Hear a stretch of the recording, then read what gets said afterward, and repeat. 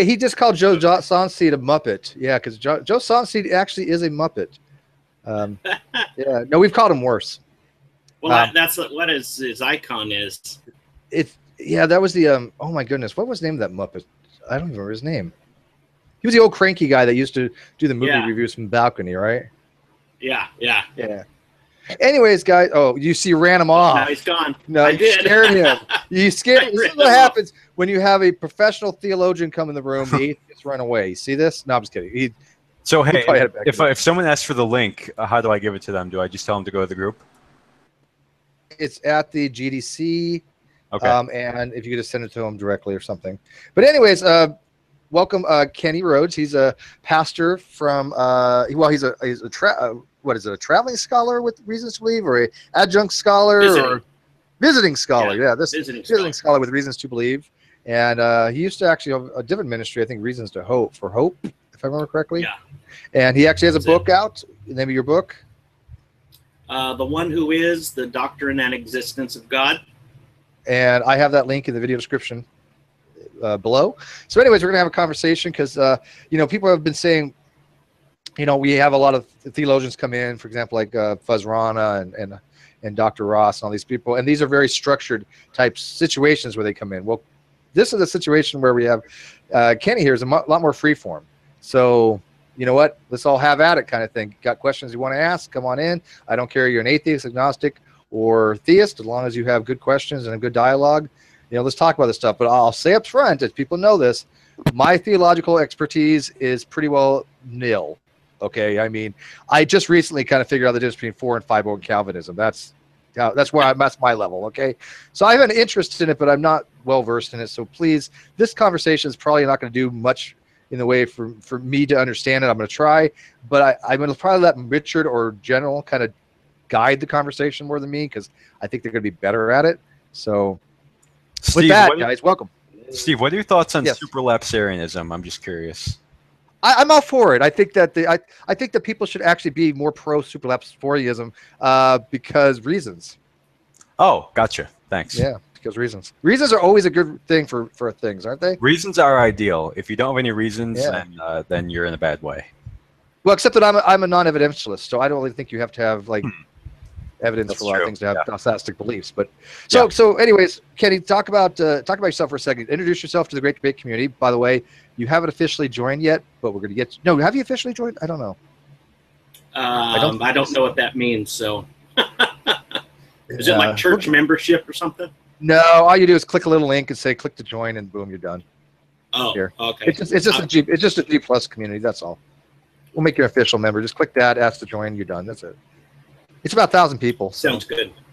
So anyways, tell a bit about yourself, because like I said, you are affiliated with Reasons to Believe, which is an organization I have an awful lot of respect for. General does. So go ahead, take it away, man. Yeah. I'm just a visiting scholar with Reasons to Believe. Ken Samples endorsed my book. I'm a converted young Earth creationist. I've served in the ministry for 25 plus years as a Southern Baptist. So I am a staunch inerrantist, and I still believe that the modern science and the scripture can be in agreement. I have 3 kids. My oldest is 21. She's attending Liberty University. My middle girl, my oldest is Tajiana.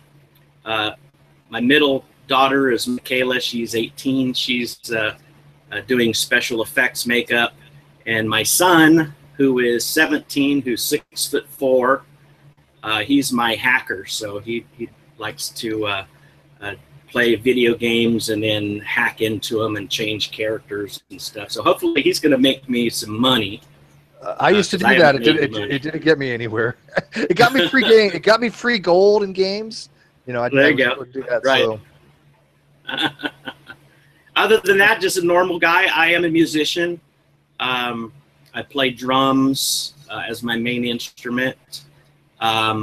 I was going to be a professional musician in the early 90s until I changed directions, went in the ministry, and went into the pastorate and studying and things like that. And fairly recently, just within the last few years, I've picked that back up again. And I've played on a couple albums back in the early 90s in the jazz fusion genre, a couple Christian albums as well. So that's basically it. And you're exciting. you're a 5-point Calvinist, right? Yes, I am. Yeah. Okay, so we got Richard's a Calvinist, so you're a Calvinist. Yep. Jade's a Catholic. General is a more Eastern Orthodox, isn't he? General more than anything else. I'm a Calvinist Arminian. Wait, even I know that's kind of a contradiction, isn't it? No, don't let him go into it. Don't let him do it. General's confused. That's all. Yeah, I'll get into 3-dimensional time domains. So. Yeah, don't let him do it. And of course, our resident atheist, Joe. Joe, you back?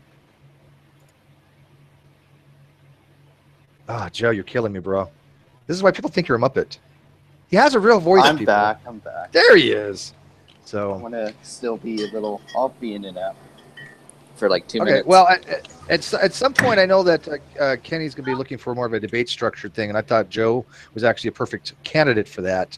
But I didn't really know what their debates would be on. Would it be something ontological? Would it be, on the Kalam? I have no idea. What so maybe they could. The problem of evil. Oh, the problem of evil. That's your big thing, huh? What about that, Kenny? Are you that familiar with the problem of evil? Yeah, and I would simply say this, just to share a little bit of personal information. I have struggled with anxiety, depression disorders for a long time. I take medication for it. And I'm actually extremely sensitive to the emotional aspect of the problem with evil and suffering. So my empathy level for people is off the charts, and that has been a source of struggle for me. So I'm extremely sensitive to that area. Although I've done a bit of study philosophically on it, the emotional aspect of it touches me very deeply. So is that something you would like to debate, or you want like some other talk? Well, I could certainly debate it in the sense that I believe that even to identify that there's a problem with evil and suffering is to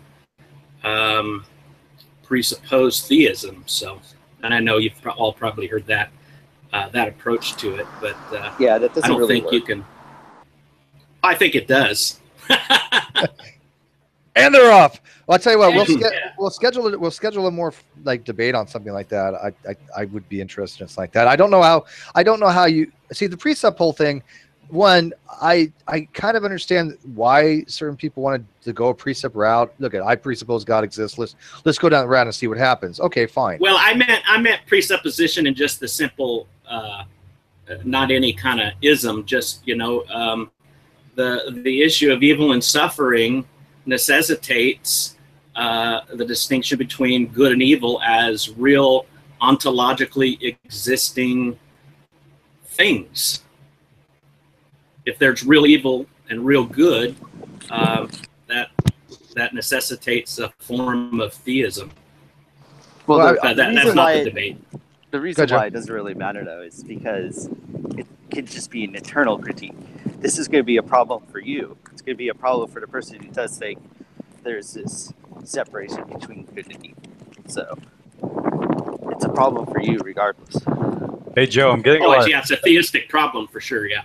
Joe, I'm getting a lot of feedback from you. Also, yeah, I'm about to be at my computer. I'll be there. Yeah, it's in a win. minute.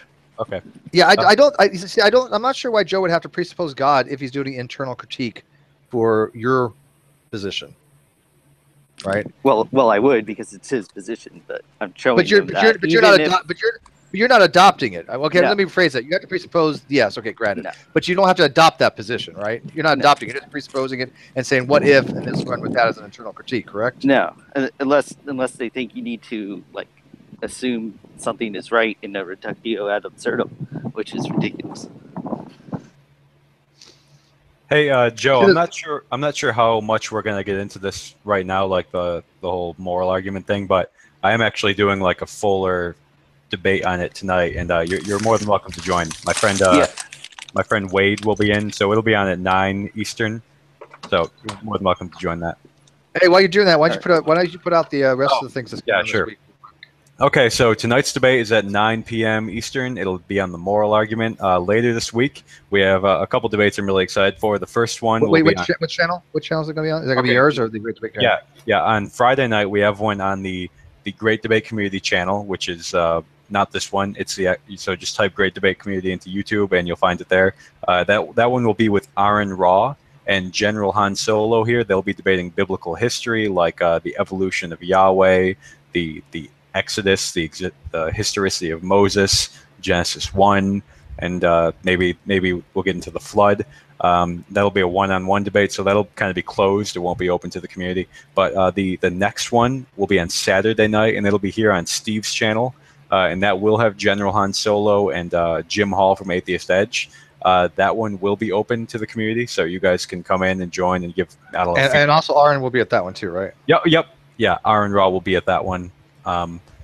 So you guys can come in. How's he finding time for this? He's running for Senate. I have no idea. The one, wow. Richard, the one now at 9, is it here or is it on your channel?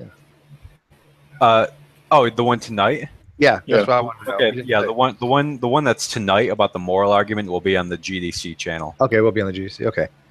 Yeah. So hey guys, I mean, we got Aaron for 2 days coming up here. That's pretty impressive, actually. Do you, Kenny? Are you familiar with Mr. Aaron? Yeah, he's going to have to get a haircut if he's going to run for Senate, though. That's dude. Okay, first of all, have you seen your hair? That's his trademark. And by the way, my hair is getting long too, and I used to have a mullet. So hey, I'm not hating. My hair is actually down to my shoulders right now. Well, mine's not a mullet. Let's get that clear. I had one, but it's not a mullet now. Oh, it's actually I can't tell. It looked like it was before, but hey, no, I just had it. He's got gorgeous manes. Look at that. So. Someone said in the live chat, how about having a debate when it is in the middle of the night for us Europeans? Well, it's the middle of the night for someone at all times. Yeah, like we care about Europeans. No, I'm kidding. Nathan, you know what? I tell you what. What about me? I have to wake up at like 2 in the morning. Yeah, no, that sucks for you. I tell you what. I will try to schedule something for more European time, but the ones I have are mostly in the daytime for myself in the afternoon, which is no, Steve. I'm not complaining. I'm just saying, No, but I mean, but for the European types out there, okay. you're not really. You're obviously European. You're Australian. So, yeah, I mean, I do try to schedule throughout times, but unfortunately, Aaron can only come on when he can come on. So, and I mean, I don't know. Aaron versus Kenny would be kind of a Yeah, I'm looking forward to Aaron in general. I think that'll be a good one. Yeah, that would be a good one. Hey, I think Joe told me he's trying to get back in, but it looks like we're full now. 1, 2, 3, 4, 5, 6, 7, 8, 9, 10. He is already in here, though. Is he trying to get on a different account? I think he may have left, and that's a glitch. Hey, someone asked, is Richard Bushy in this hangout in the live chat? Guys, do you have any idea? Oh, we don't let Richard Bushley in here. That guy's crazy. No, he's in here. Yeah, there he is. Yeah, he was just ghosting, I think. Joe's back. By the way, Kenny, this is, like I said, this is much more informal, laid-back hangout style that we usually have. So I like it that way because I think friendship needs to or a relationship needs to precede any kind of discussion. I agree, General.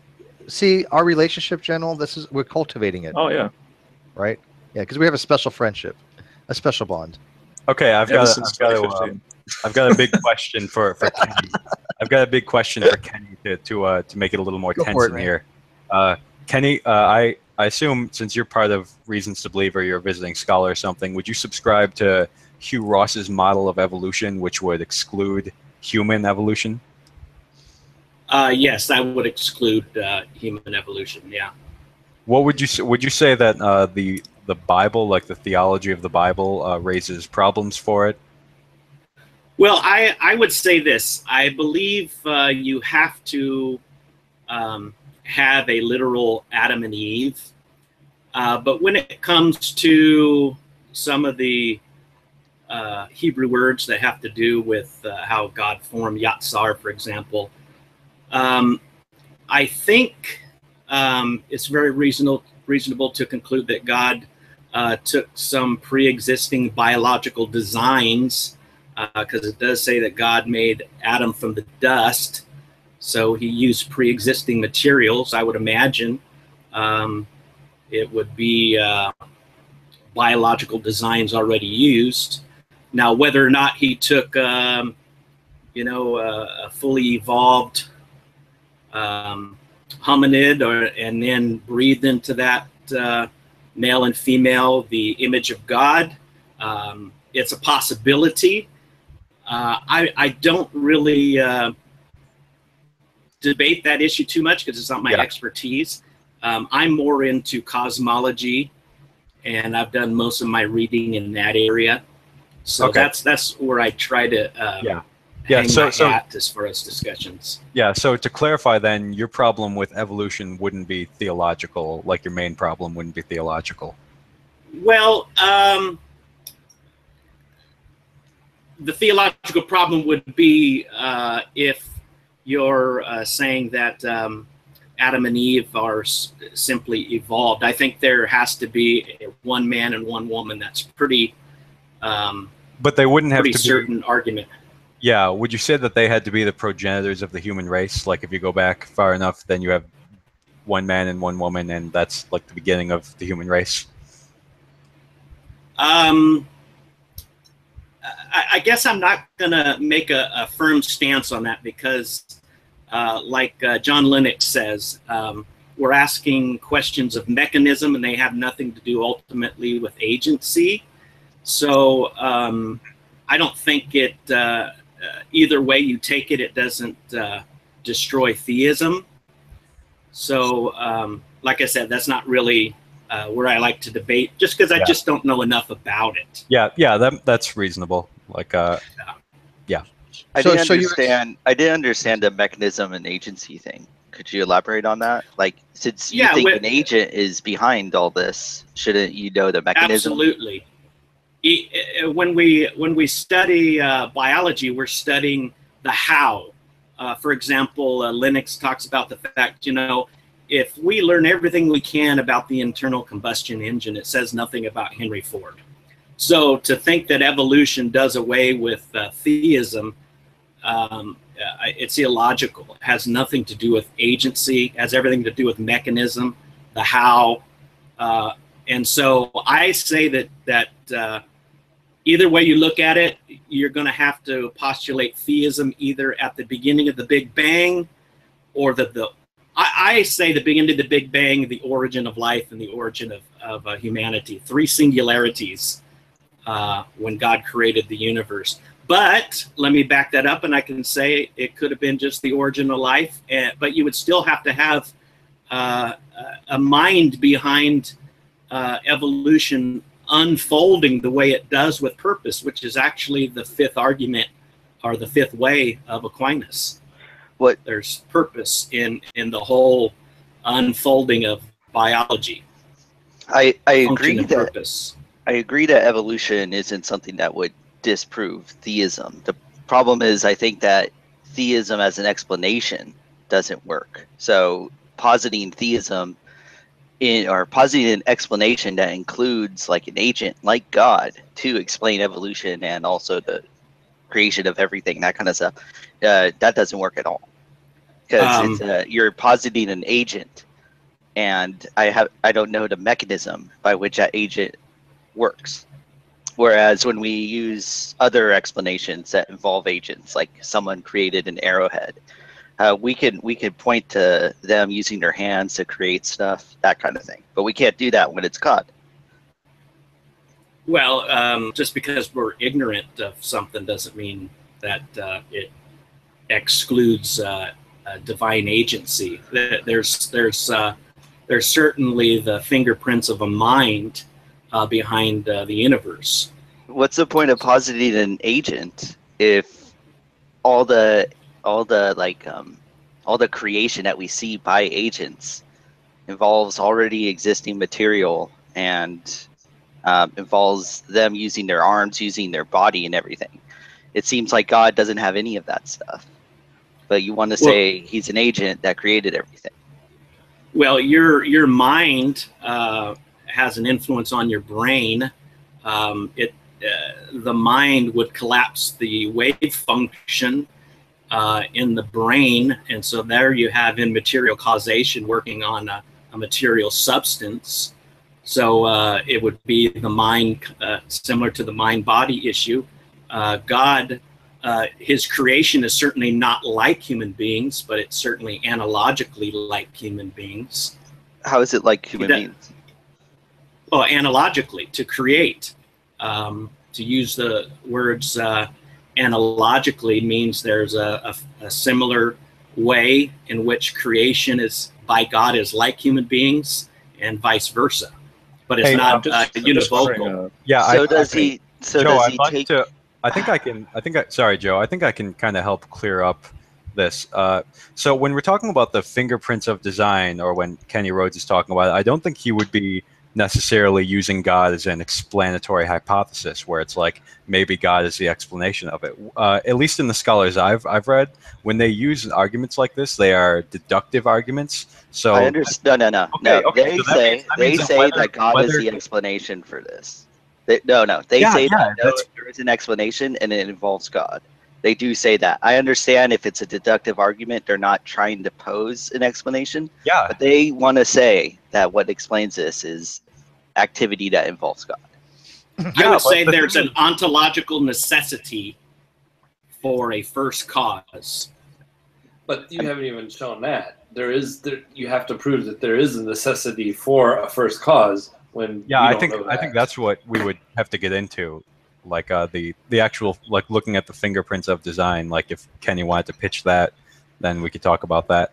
Well, let me ask Joe real quick. And I'll ask Kenny too, so to be fair. But so I understand, an ontological necessity for first cause, is that based upon an actual deductive reasoning, or is that just inference? Because we're used to having things having a cause. If you believe that the principle of sufficient reason holds true, which Richard just had a great discussion on the other day, and you accept that in like quantum mechanics, there are violations of that. There are certain things that don't have reasons, or at least don't have causes. But is it a deductive argument, Joe, or is it just something based on the fact that we tend to see something have a causal chain, ergo there must have been something originally to avoid an infinite regress? I think that's deductive. It's deductive? Okay. I mean, you could say the best explanation and turn it in for contingency would be God, but usually when it's offered, it's deductive. Okay. Go ahead, Kenny. I think I forgot what I was going to say. I think I was just going to say, the whole issue of an infinite regress is illogical. It absolutely can't happen. I don't think infinite regress is illogical.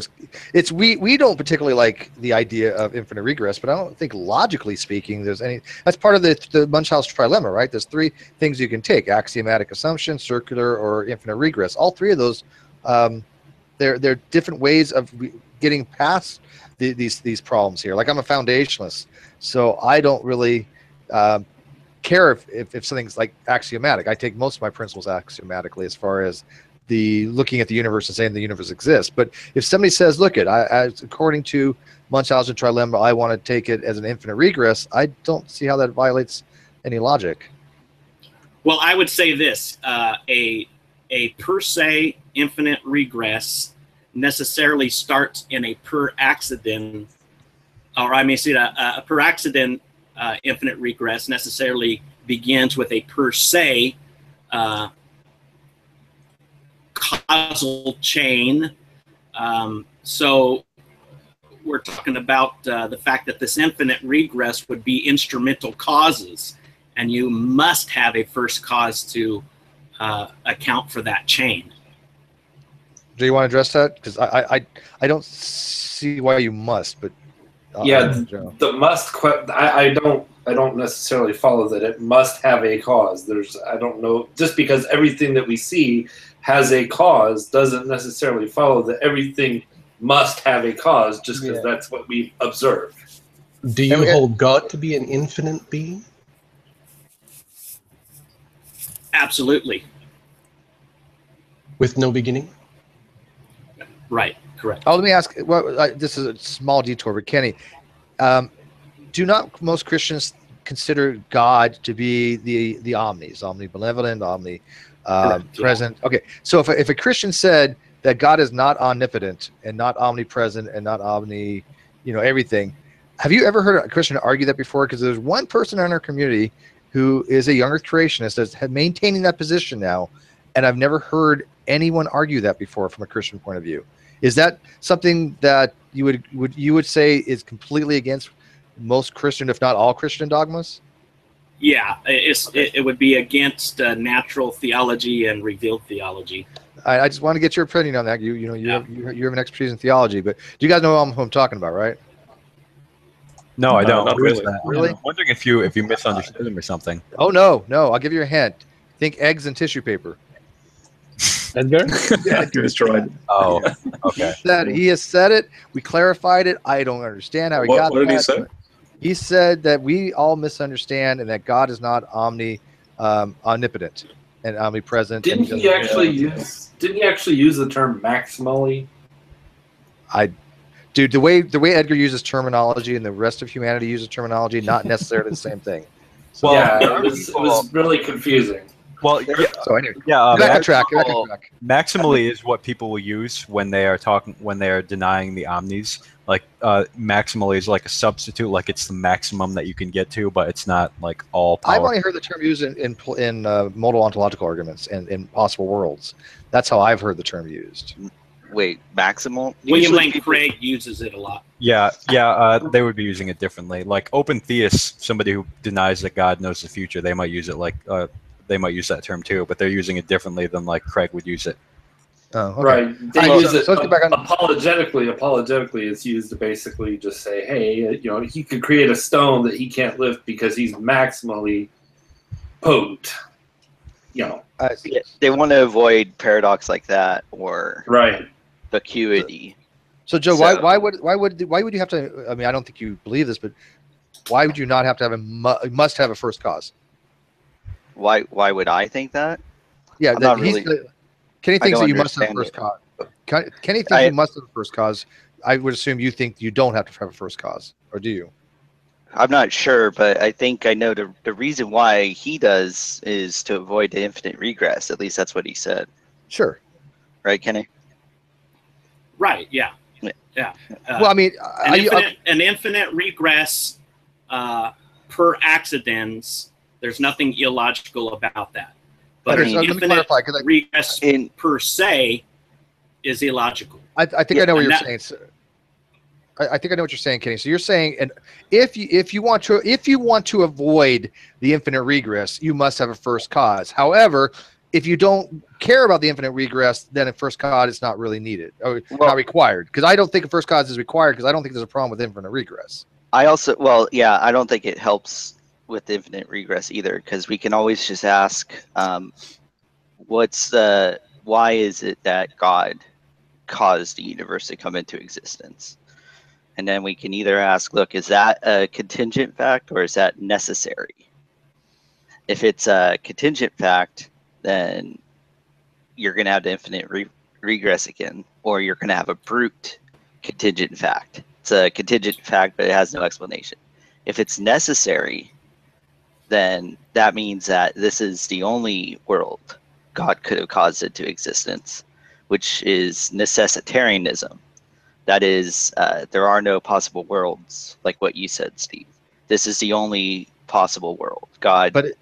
It was necessarily the case that God had to create this world. Is that going to violate PSR if you say that it's just a brute axiomatic position? Okay. Let me say it this way. As a Thomist, Aquinas didn't believe that a beginning of the universe could be proved. So he was actually arguing from the assumption of an eternal universe. Even if we had an eternal universe, you must postulate a first cause, because in that causal chain, you cannot have a bunch of per accident causes, which would be instrumental causes all the way back. It has to start in a per se or an essential cause. We're talking about ontological priority. We're not talking about temporal priority. We're talking about ontological priority and causal priority in that sense. I'm not really sure. So what's that have to do with the issue that I brought up? That you would be committed to saying there's a brute contingent fact, or necessitarianism, where you think everything is necessary? I'm sidestepping both of those. I'm just saying in a infinite universe, you have to have a ontological first cause. In a bunch of possible worlds, you're still going to have a first cause in either scenario. Okay, but if it's God, then what happened? Then I just described what would happen. Joe, I think what we have here is we have two different, like, you're raising one argument and he's raising another one. No, and he's saying that you have to have a first cause. And absolutely. I'm saying that, well, if it's God, you run into this issue. But just saying again, you have to have a first cause. I get what you're saying. So Kenny, why don't you kind of unpack what would entail that the first cause is God? Because then if you have that argument, then that would kind of stand up better to the Joe's critique, because right now with Joe, now we're going to get into theology, and we're going to have to seek out what are the characteristics of this first cause by looking at what he's created. And we know through, you guys listening to Hugh Ross, he transcends at least this universe of time, space, matter, energy. So he's going to be beyond spatial constraints. He's going to be beyond time constraints. He's going to have to have a tremendous amount of power, and he's going to be a necessary being at that point, which gets us in the realm of theology. I mean, we could certainly go there, but I think reason, just considering reason, and as all the philosophers, Socrates, Aristotle, not all of them, but the big ones, they all believed in a first cause because it was rationally necessary. I'm not saying logically necessary, but it just to understand the nature of reality. See, I don't think there actually. First cause. I don't think there has to be, because we've seen in certain systems, like in quantum mechanical systems, based upon the Copenhagen mechanism or the Copenhagen interpretation, that the mechanisms don't exist as far as when certain things happen. Like, for example, spontaneous decay or weak nuclear interactions when they have a beta decay. These things are unknown because there's no information in the system prior to the decay. Literally, it is a effect without a cause. So. Not necessarily. It's energy. It's a something. Just because it's probability doesn't mean there's no cause going on. But the probability is on the macro level. On the micro level, in the quantum state, right? In the quantum system, there's a couple different ways you can look at this. You can look at it from a Copenhagen, or you can look at what's called a hidden variable model. All hidden variable models that I know of, except for one, which is called pilot wave theory, doesn't satisfy the Bell inequality, which means that you're going to have to have some kind of system that actually accounts for both localism and realism. So when you have a system that you have a probability of an event occurring, like for example, a nuclear decay, based on a amount of a substance. We can never say which of the atoms in that system will decay, and let's say the half-life is, you know, a minute. We don't know which one's going to decay in a minute, which one or last multiple half-lives and last 5 minutes. There's no way to know because the information simply does not exist. There is no cause for why that particular atom decayed and the other one didn't decay in relative the same time. One decays in 5 minutes, one decays in 1 minute. There's no way we could ever know which one was going to decay which. Ergo, there's no information in the system. There's no cause. General's a physicist. He can explain it better, but I think he knows that I've pretty well got it's that. pretty much on point. That's why we have probability wave distributions to make an estimate as to, well, you know, where things are. So, well, yeah, your psi wave function squared is going to be your probabilistic density. Right. But I remember something. I'm just wondering though, Steve. I mean, again, I'm not a philosopher, but would a philosopher then respond back and saying, well, wouldn't that be within the space-time fabric? And therefore, someone like Lawrence Krauss, who argues for virtual particles coming into and out of existence. Yeah, no, I agree. It would be in the quantum. That can't be the same. That can't be the same with the universe coming into existence. Well, no, yes, it would be, because the paper that's out there actually shows mathematically how you can have a universe from quantum fluctuations, from a single fluctuation that had rapidly inflated.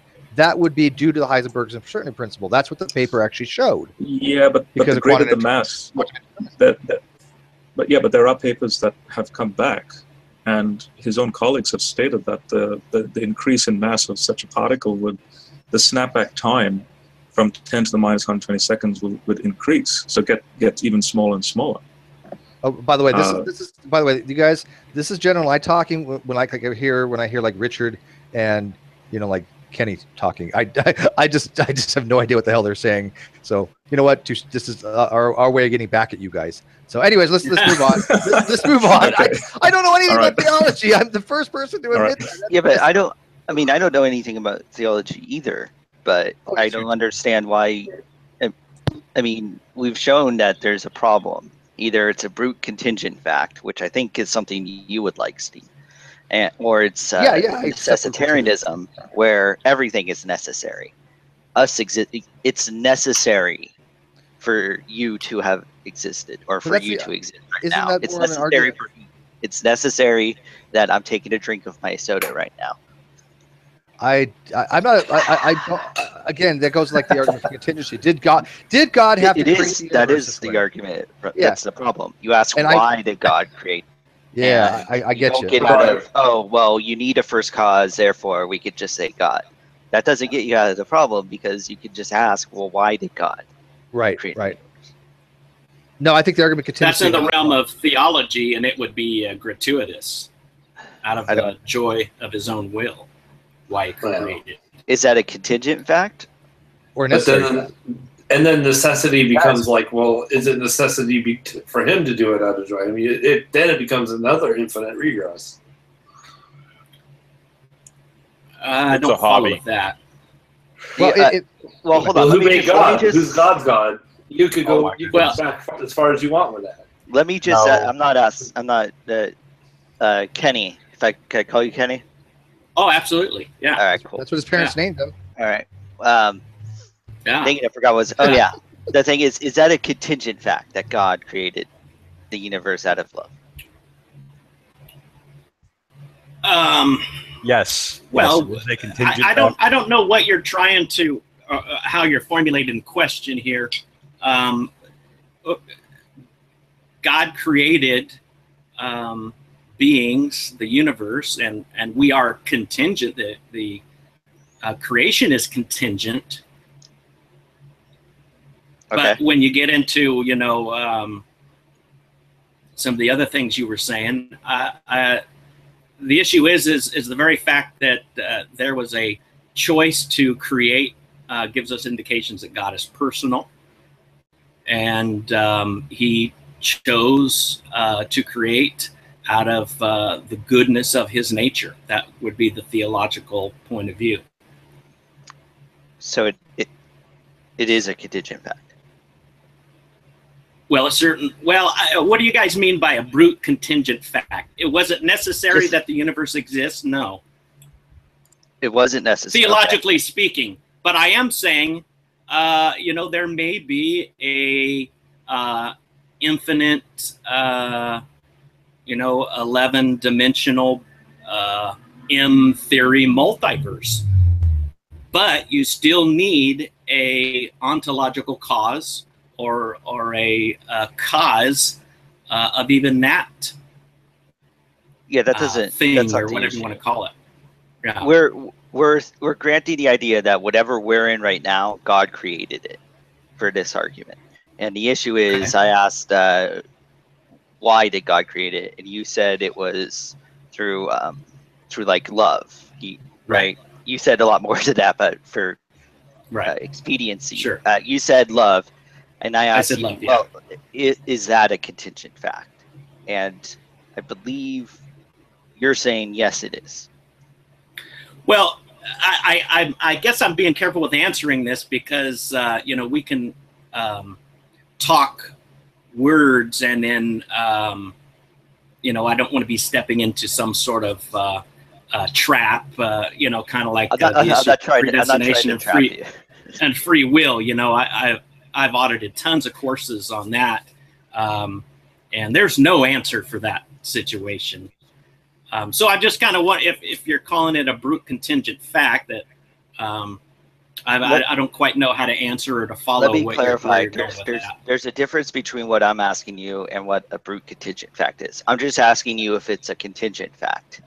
A brute contingent fact is posited as just having no explanation, whereas you have a contingent fact. The problem that you would run into there, if it is a contingent fact, is that you would want to say there is an explanation for that contingent fact. In fact, that's how this kind of argument starts, is people say we need to have an explanation for contingent facts, and that will lead to an infinite regress. How we get rid of the infinite regress is we posit something that's necessary, and usually theists want to posit God. But I showed that, look, you run into a problem if you just posit God, because if you ask why God created the universe, the reason why that's given, it's either going to be a contingent fact or it's going to be necessary. So when I ask you if it's a contingent fact or necessary, that's where we are in the debate right now. Yeah, Joe, I agree with you to an extent. I think you run into this problem if, like you said, you just posit God. But if you have a deductive argument, say we granted his argument that yes, this does lead to the conclusion that God exists deductively, then it wouldn't really matter why did God do it. You would still have the fact that he did it. Well, actually, you do. It matters a lot why he did it. That's the whole point. Did he have to do it because of Yeah, I mean, I'm not asking for a deductive. It would be a good follow-up. I'm asking for an explanation, so I'm not asking for a deductive. It would be a good follow-up question, but then you would still have to deal with the argument. Like you can't use that as a rebuttal to the argument. It would have to be like a separate thing, like a follow-up. What argument am I? I mean, you're saying that, whatever Kenny gave, the whole first cause thing. I was following the chat, so I wasn't following along when he was doing that. But did he give a deductive argument for the existence? I don't know. What deductive argument? I don't think there is any deductive argument that I'm skipping that. I don't think so either. Kenny, what was the argument that didn't you give like the whole first cause thing, like the same thing that say William Lane Craig would give, or was it different? Well, that's not the contingency argument. We're worried about contingency. Right. If you're thinking of the Kalam, I could take on the Kalam, but that's different. Yeah, I'd rather stick with the contingency because there's actually an argument that I kind of like. We can move to the Kalam too at some point, but Richard, let me ask you. Yeah. Okay, so let's assume, because again, this is more of an internal critique. God created everything. Okay.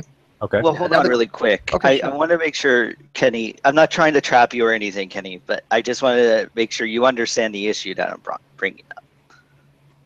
Okay, go for it. All right, cool. You good?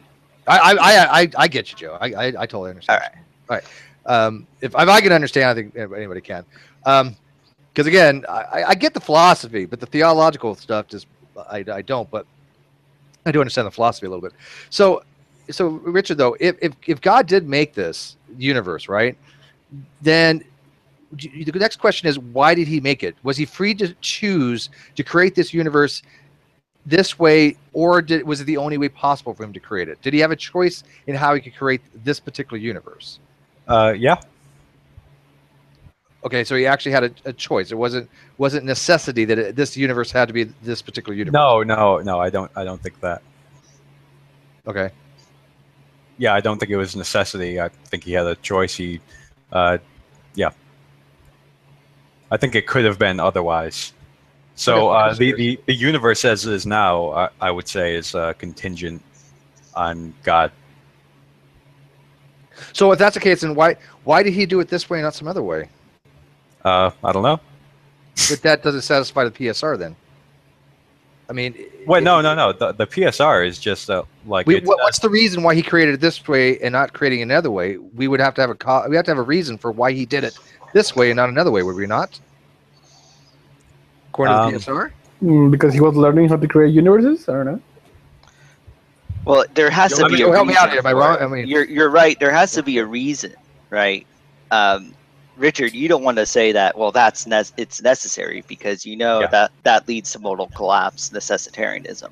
Yeah. But you also don't want to say it's a brute contingent fact because if you hold to the PSR, brute contingent facts existing means the PSR is wrong.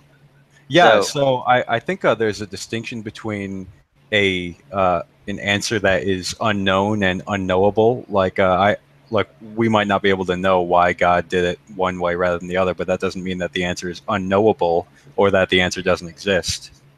No, that's fine. I'm just saying, though, that if you do say it's a contingent fact, that is, there's an answer in the same vein like you're saying. We might not know it. You're still saying it's a contingent fact, so there's an explanation that we can eventually find out later. But then you're just back into the problem of the infinite regress, right? What do you mean? Well, there's a reason for that. If that reason is necessary, then you're just gonna go, well, there's a reason for that reason. There's a reason for that reason. It's an infinite regress problem, and right. I think I see what you're saying. So just saying that, oh, well, we don't know it, isn't really, that's not the issue. The issue is that there is an explanation. If there is no explanation, then that's a brute contingent fact. See? Yeah, I see what you're saying. And brute contingent facts, no PSR. Hey Max, was that in the? I'm not really watching the live chat very much, but what you said in the live chat, that wasn't directed to me, right? Because I don't think the PSR is required to explain counterfactuals. So I don't know if that was directed to me, Max. You there, Max? Yeah, I am. Sorry, I just had to get some headphones. What did you ask? Oh, you put in the live chat, the PSR is only required to explain an effect, not the counterfactual. And I didn't mean to imply that it was to explain counterfactuals. What I said was that if God created this particular universe this way, and he was free to do it a different way, then according to the PSR, we were fine to ask the reason why he picked this way. What's the explanation why he picked this way rather than a different way? Would you agree? No, and in fact, that's the reason I brought it up. Why? So the reason I brought this up was all that's required is to explain that God created this universe, that God is sufficient enough to explain this particular universe rather than some other universe, such as universe B, C, D, E, F, G, so on and so forth. That's it. To ask why God created, why universe B isn't in existence and rather than A, is simply to explain, oh, why isn't this counterfactual the case in the real world? That's it. The PSR is just here to just demands an answer for the specific existence of a particular entity, not the counterfactual existence of some other entity over it. Real quick, I'm going to take off for a few seconds, but Jack Engstrike would like to come in. By the way, Kenny, Jack is the I would guess the definitive philosophical atheist around. He's the go-to guy. If you ever want to have a very heavy debate on a topic, Jack is the person you aspire to debate, because he's really knowledgeable about philosophy, and he is of course an atheist. But does somebody want to drop so he can get in? What are you talking about? Jack's always confused about things. When it comes to Marxism, he always comes in and goes, "I'm a little bit confused." He's like a child. Child who wanders in. You know that's his game, right? You know, that child who wanders in the middle of a movie. The fact that Joe's saying that is ironic. Yeah, that's actually, okay. So something else that came up during the PSR debate just came to my mind. There are different models of the PSR, right? Like one would be that the PSR is only required to explain entities, not all true declaratives. Like, for example, during the debate, a lot of people brought up free will and talked about how the choices that they make is just based on, their will, which obviously wouldn't be Joe, I think you were there for that. Yeah, I was. And you remember what modal fatalist said about that. He said it's kind of just gerrymandering. It's kind of just, well, you've shown that there's a problem when I say God is the the necessary fact that's needed. Well, then I'm not talking about agents, and I'm talking about facts or something. It kind of seems like it's just gerrymandering the problem to fit their theological aim. So it sounds ad hoc, basically. Yeah. So the PSR, I'm kind of advocating for the Thomistic one. And you could actually find the Thomistic version of the PSR found in a particular Thomist who goes by Clark, I think his last name. And he just says, every being has the sufficient reason for its existence, i.e. the adequate ground or basis in existence for its intelligibility, either in itself or in another. So he's basically speaking about a being, not a particular fact, and its intelligibility, the fact that we can make sense of where it comes from, and it's grounded in a particular notion of the principle of proportionate causality, which essentially says for anything which comes into existence, it must have its existence in something else which with greater or equal proportion of existence. So, for example, there's a reason why no one believes that from a small pebble, we can generate the existence of an even greater rock. Like if I were to strike a pebble and a giant rock emerges, just through that way, it doesn't really seem just explaining the pebble and the force exerted on it is sufficient in that regard, because it doesn't have the same mass energy that's present in the bigger rock. It would seem like we would have to account for the rest of that stuff just appearing into existence without anything else, or out of nothing. And as we know from the principle, from nothing, nothing comes. I don't buy that, though. I think that's a nice mantra, but we have no way of knowing that. I think we've never experienced nothing. We do not know the properties of nothing. We have no idea if nothing can even exist. We have no idea. Right. Show me a nothing. Show me a nothing, so I can study the nothing. Yeah, we don't know the properties of nothing. That's an absurd statement. By the way, there are no properties of nothing. If you have properties, then you're something.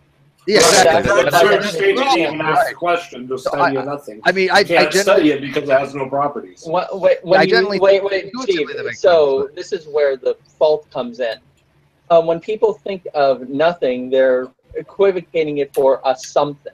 When someone says from nothing, nothing comes, what they're saying is, do not mistake nothing, the absence of anything in existence, for a thing in itself. That's a category error. That's why it's ridiculous to say that something just appeared out of nothing. Because I disagree with you, though. I don't think it's a category error. If you say you think nothing's a thing.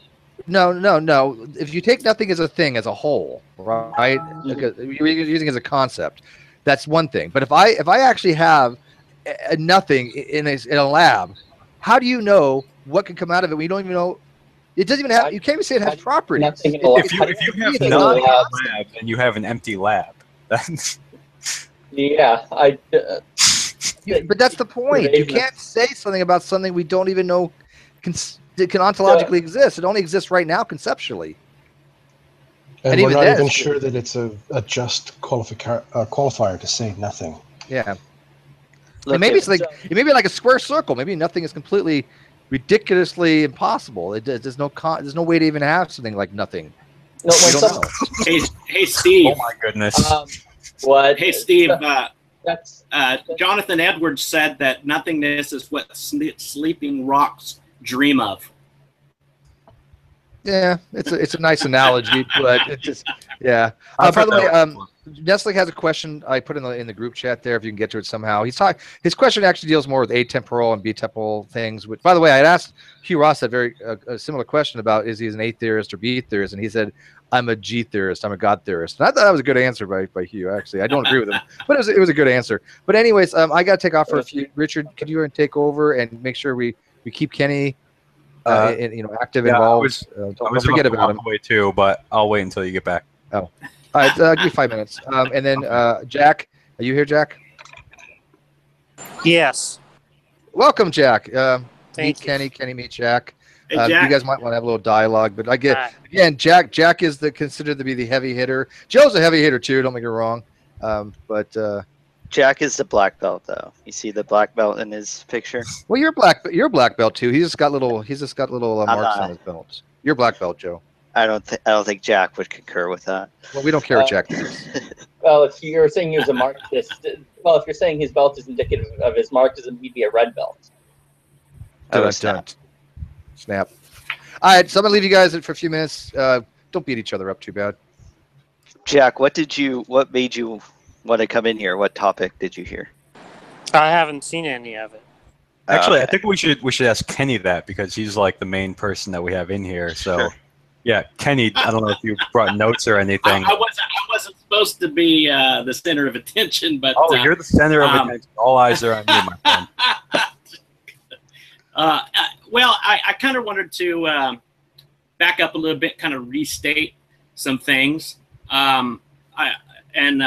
Please forgive me, but I'm going to be reading out of my book here so I can the one who is remember how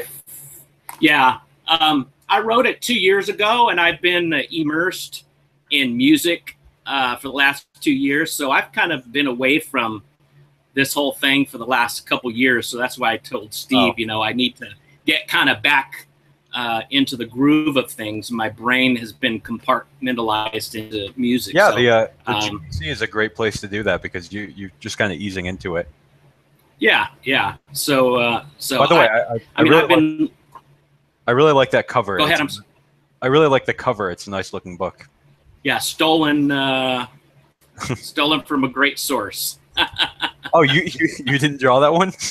No, well, that's the Sistine Chapel. No, a buddy of mine did. Obviously. Yeah, it was my concept, but he did it for me. But yeah, the whole idea, the name of the book is God's revelation to Moses as being ego eimi o on. I am the being one, the existing one, the very ground of existence. And so, kind of saying that, I want to back up a hair and kind of jump into a hybrid argument that I wrote in the book, which is to take Aquinas' third way, which has to do with contingent and necessary being, and in his argument on being in essence. And that is to say that all created being, what it is and that it is, are distinct.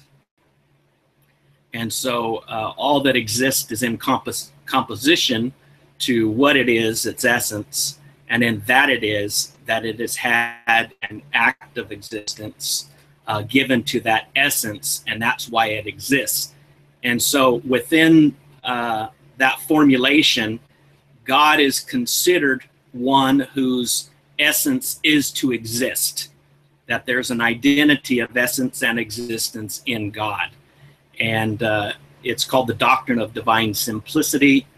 And that would account for the putting together of anything that is. Anything that is what it is and that it is distinct. And so it needs a metaphysical composer whose essence is to exist in putting it together. So I'll just drop that out there, and then we can discuss the merits of that argument. But like I said, it is an argument which is a hybrid of Aquinas' third way and in his argument from his book on being and essence. Did I just run everybody off?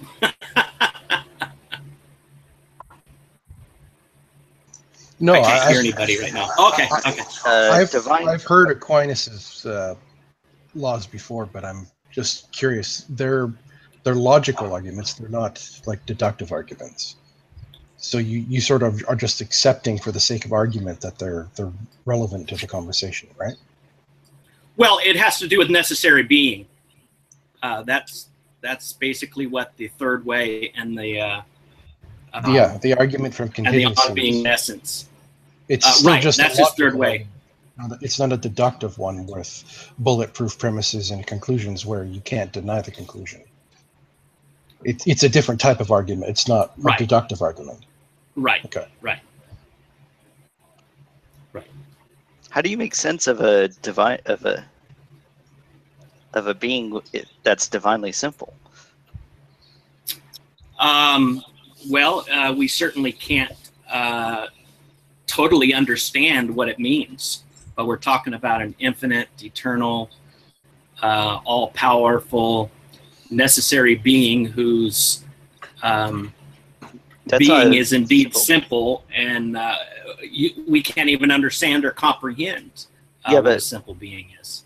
Yeah, what does it mean to say all those properties if at the end of the day those are just analogies, not really getting at the true, like, I guess, nature of the being? Right. They are considered identities in God. So his righteousness is his existence. God is his righteousness. His righteousness is God. His existence is to exist. And so there's no composition in his being. Yeah. So he essentially exists. Yeah. When you say he's infinite, he's loving, which is what you said earlier. I don't understand what you're saying, because you're saying being loving is being righteous. Being righteous is being what is it? Essential. What you said earlier. Being right. Max, jump in there.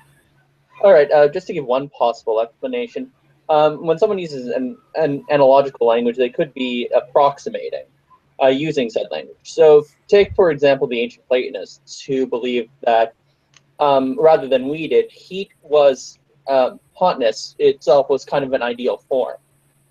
You had the ideal form of hotness, and something was hot insofar as it participated with the ideal form.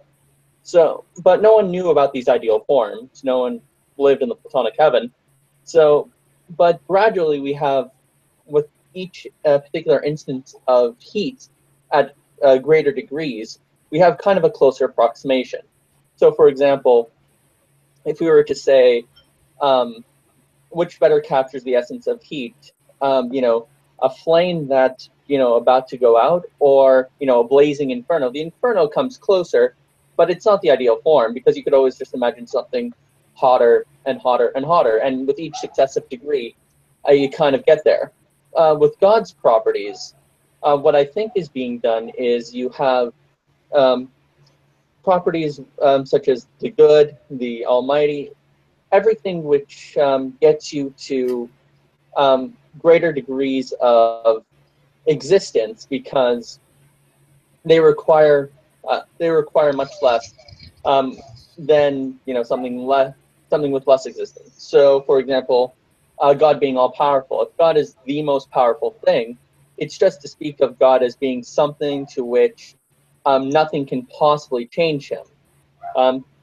It's supposed to capture something about his unchanging and simple nature that other words cannot possibly do. Is it going to break down at some point? Sure, but it doesn't break down as much as saying he's weak, for example. Yeah, we use analogical predication when we talk about God. For example, if I say my dog is good, my wife is good, this ice cream's good, God is good, we're applying the concept of goodness in an analogical way, and there is no univocal way in which we can understand God's goodness, because he's a simple being outside of the parameters of the universe, and we just can't understand him. There's a little bit of agnosticism in it. The problem with analogies is that for an analogy to make any sense to us, right, we have to know what properties hold across the two terms of the analogy, right? There's two terms of the analogy, right? So if you want to say this is like, if you want to say A is like B in some respect, right, you have to be able to identify the specific respect in which A and B both share, right? But it sounds like what you're talking about, there isn't actually any common property across the two terms of the analogy. So it seems like it would be goodness, for example, the concept of goodness, for example. No, but you're saying God is not good in the sense that human beings are good, right? Yes, it's like. It's like. So in what we are like. It's right, but when you say it's like good, the question is, in what respect is it like human good? Well, in the sense that God is perfectly good, infinitely good. No. That would that's just, the way we're that saying. would that would just be to be speaking univocally. That would just be saying that God is good in the same sense that human beings are good. He's just good in that he's absent of evil, right? But it's the same sense of good, right? So that would be to be speaking univocally. Now, if in fact you're not, the concept is univocally. To strengthen Jack's point here, I'll just use another example. So, for example, so take this. If I were to say, I see a dog and there's a dog outside, we understand that in the everyday sense. But if someone was to explain to me how the Pythagorean theorem works, I'd say, I see. The concept, which is the same in terms of the word see here, is kind of like the intellectual grasping. Like when you literally see something, you're grasping a dog in front of you. When you're analogically seeing, in the second instance, your mind has grasped something about, a theorem of mathematics. So, but I think Jack's point could be answered by saying the common property is based on something which isn't positive but negative or apophatic. So, for example, when we speak of two things being good, we're speaking about something being. I'll just go with the Thomistic example, just for the sake of this discussion. So Thomists would, like Aristotle, advocate that something is good because it's your final cause, it's your telos. So when you say that, Max, I'm not sure. What are you clarifying? That was Jack's point. I'm not sure. I'm clarifying how two things can be analogous and share a property, but it doesn't really rob God of his simplicity, because that thing that they have in common could be apophatic. That means a lack of something rather than sharing a positive trait. So when Kenny says God is good, and he's trying to use it as an analogy, he's good in the what's the similarity between God's goodness and the goodness we understand?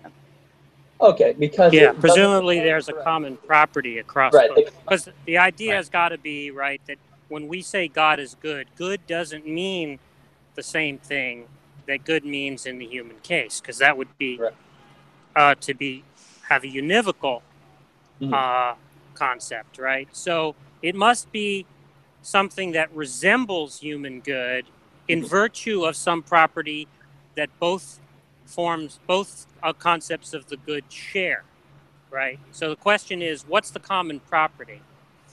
Right, and the common property is an apophatic one. It's something with both lack, and in this particular case, it's the good in the human case, the natural good and the supernatural good have this in common. They both lead to the flourishing of the human being. Now, wait a minute. It's not, and notice this though, when I speak of God, when I speak of either God or the natural good leading to the flourishing of the human being, it's not to predicate something of God Himself. It's rather to predicate something of God only in relation to something else. So, for example, I'm not following what you're saying. So when you say flourishing, right? Is that a concept that's detachable from the good? Because it just seems to me flourishing means what promotes the good. Right. So it's so not. Wouldn't be informative to say that they're both good in respect to both promoting human flourishing, because it just seems to me that would be synonymous with saying that it was good. Right. The good is, well, what is good is what lends to human flourishing. Yeah, so it's not informative to say that both forms of the good, right, share the common property of promoting human flourishing, when that's what good actually means. I mean, aren't you just saying both forms are good because both forms are good? No, I'm not.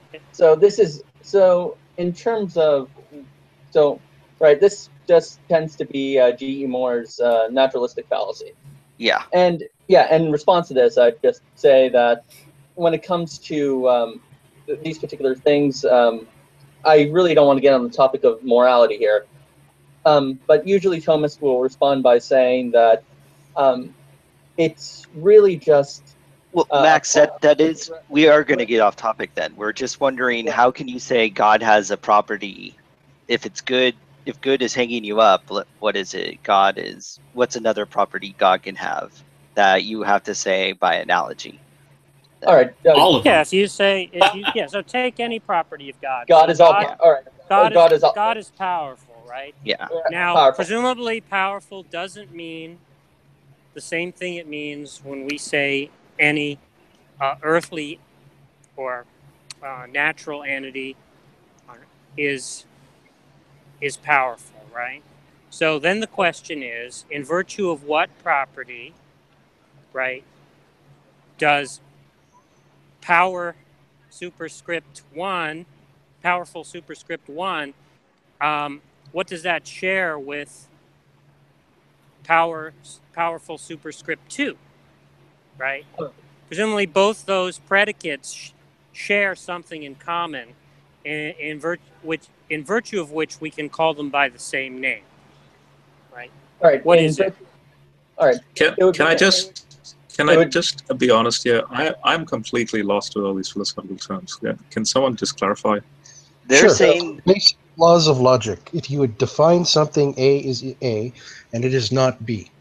So we are essentially trying to figure out exactly what the definition of what is going on here, both label and the terms involved in it.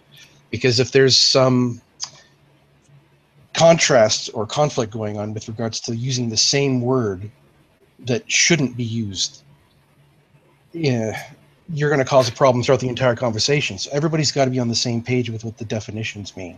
So anytime any term is mentioned that has vague meaning or possibly even multiple meanings, it has to be nailed down as to which one we're talking about.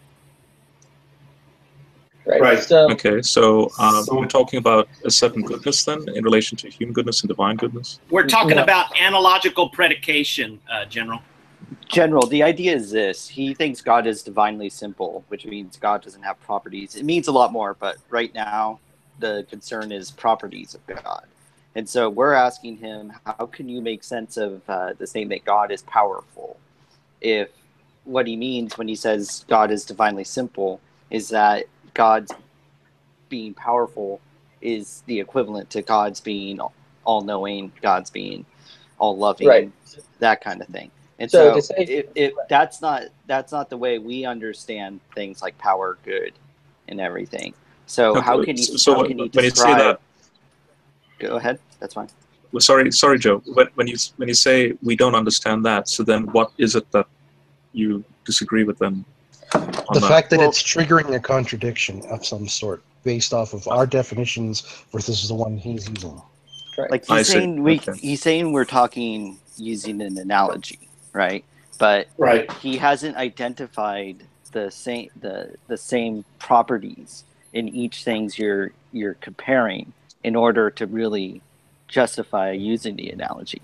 because analogies are used. Can you start with an example then? Like start with one attribute or something and work from there. Like to flesh out the explanation. Well, okay. So, in what sense is God powerful? Yeah. You could use a simple example to illustrate. Sorry, I could use a simple example to illustrate the problem. If I say I have a chocolate lab, everybody knows that the color of my dog, but it doesn't follow that my dog tastes sweet or like chocolate or anything like that. If it's just everybody knows it's colored the same as chocolate. But when we apply but when we applied the term good to God, what part of human goodness applies to God's goodness, and so on and so forth? How does that analogy fit as when we apply it to God? If God is divinely simple. So is Max reverse engineering God's goodness via the human perspective? What I'm doing is actually trying to provide a way to make sense of the doctrine of divine analogy while not impeding the doctrine of divine simplicity. And I'm just doing that by sticking to apophatic language. So in terms of God being all-powerful, the common property between God's power and human power is the fact that on some level for human beings, power means an inability for something external to humans to change and influence us. Well, it doesn't even just have to be humans, it can be rocks, other things. God himself can be said to be all-powerful because there is nothing possible which can influence or change him. It's speaking of a lack of something about God rather than something which God has, and that's why the analogy can still hold up between human beings and God himself. But for human beings, power doesn't just mean that; it means a little bit more. So for human beings, it also means governmental power. The fact that we can change, something else by means of a medium, whereas God just does everything through eternity, something along those lines. So I think that would be my answer there. What I'm saying, I'm not getting that though. When I'm talking about analogical predication, I'm saying the concept is univocal. Predicating of a eternal being is analogical. Yeah, we so get that. When I say goodness, good is good. But when we apply it to God, that goodness is like the goodness we know, but it's applied to an infinite being.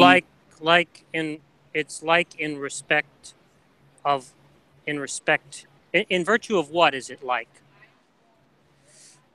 So when they say God is good, in virtue of what is the goodness being predicated of God like human goodness? Let me read the definition I have here, which is simply, and I apologize for having to go to my book, but like I said, I've been 2 years out of the loop of all this stuff, and I can't remember what I wrote. But goodness, goodness gracious, I can't find it. It's the idea. Oh, wait a minute. I apologize for. I just had it. Okay, goodness is an energizing, benevolent, and kindly action toward a creature.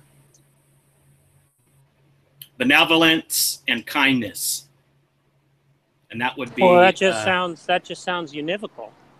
Yeah, the concept is univocal. The then application. I don't understand why you have to appeal to an analogy then. Well, because that's the only way you can apply finite terms to an infinite being. Why? Why does it have to? Why does the fact that God is an infinite being in some way mean that good has to mean something different? Because you can only. The reason for this is the Thomistic doctrine develops around this notion that nothing is known in the intellect which isn't first known through the senses. Thomas is kind of a proto-empiricist. He doesn't believe that we can have knowledge of something unless we have direct But observation. I'm not talking about an epistemic issue, right? I'm talking about an ontological issue, predication, not how we know whether it's true of God or not, right? Ontology. Again, so this goes back to Thomism again. Epistemology presupposes ontology. God's ontology, actually the ontology of Look, anything. if all you're saying is the way that we know this is going to be different between the two types of being, right? I don't see that means that you're appealing to analogies. Seems like you're appealing to the same isn't analogical. It is or it isn't. Can I just ask another question? My other question is following from this train of thought. So tell me if I'm on the right track. Are we trying to understand God's goodness through what we do perceive as existing, and that is you and me, the human being? So what we would consider to be good, we're reverse engineering that into the ontological nature of God. Yeah. Now the issue is what we understand to be good isn't also what we understand to be powerful, isn't also what we understand to be loving, isn't also what we understand to know things. But that's what they're saying. God is. God's love is God's goodness, is God's knowing, all that. So our understanding of good, in order to be analogous to God's goodness, it would have to be the case that our understanding of good was also equal to what we know, what we love, how powerful we are. But it's not. So those are separate properties. Those are separate properties we have. If that's being said, that if that's the case, if that I don't know. That's not what we're saying. What I just said a moment ago, if that's the case, and I think Max said yes to that. I don't know if you want to agree again, Max, quickly. You are right. It is in a sense reverse engineering for the Thomist, because God is God, since he can't be known directly, is known through his effects. You know that there is an infinite good because there are finite goods. You know. Okay. Now, just quickly, aren't we then giving ammunition to the atheist, because then an atheist could easily respond back and saying, "Well, now you're making God in your image." Actually, Robert, bring that up. I don't think that's the case, because what they are saying is that the attribute that we have of goodness isn't like God's attribute of goodness. It's our goodness is an analogy to God's goodness. So God is actually. Yeah. Okay. Where's the analogy of God's goodness is the same as God's being all powerful?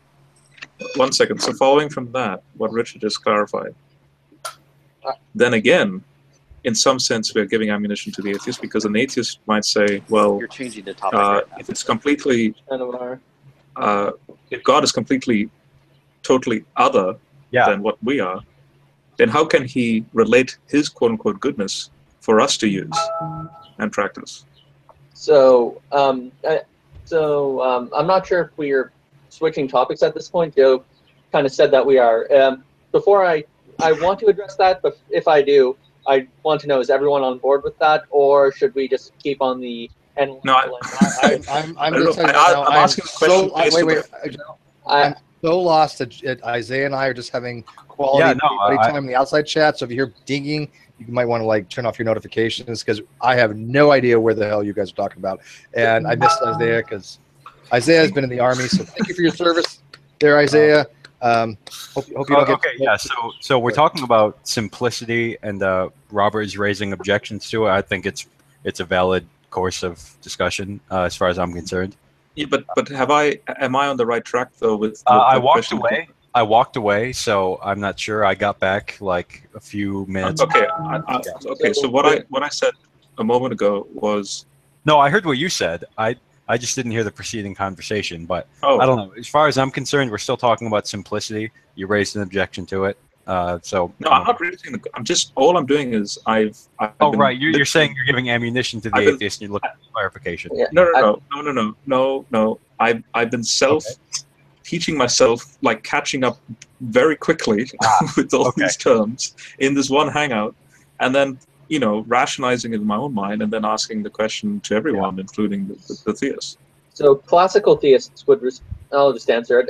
Classical theists would respond by saying, these are partly the Thomists, but also other forms of classical theists would answer by saying, not at all. In fact, when you speak of God as being a creature who shares the same good we do, who shares the same kind of nature that we do, you're actually kind of saying that God is a being nonetheless, but just kind of one of the most powerful beings. It's like you're saying God is like like a great superhero, very powerful. Nothing can beat him, but he still has to rely on stuff for his own existence. Wait, rely on what? The properties. So, for example, if good was in a sense detachable. Yeah, but wouldn't Augustine contradict that? No, in fact, Augustine is a classical theist. He says that God is his goodness.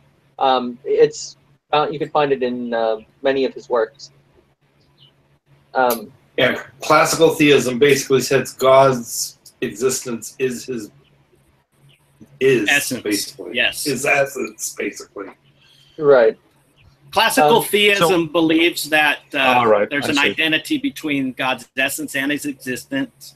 The Cappadocian Fathers, if you're an Eastern Orthodox, dealt with this quite a bit, and even in talking about the doctrine of the Trinity and how it might or might not go against the doctrine of simplicity.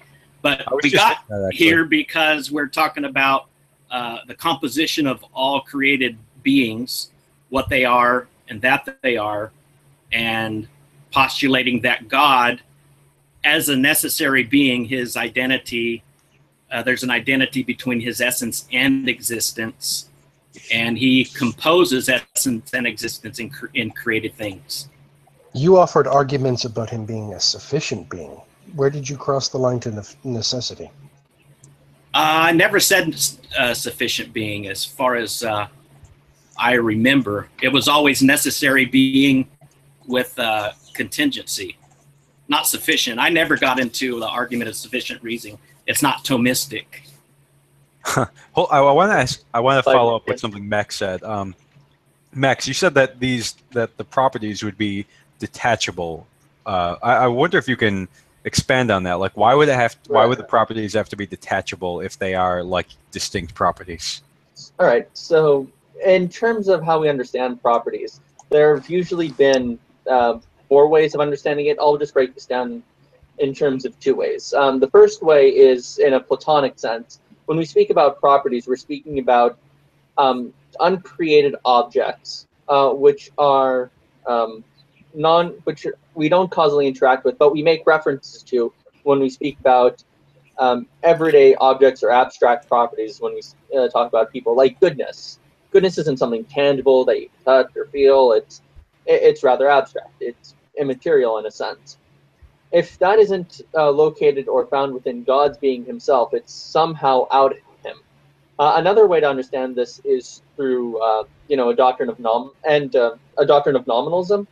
Now, in Platonism, when we bundle up those particular properties, goodness, power, all these abstract ways we speak about God, God is essentially kind of drawing or depending on them for his existence.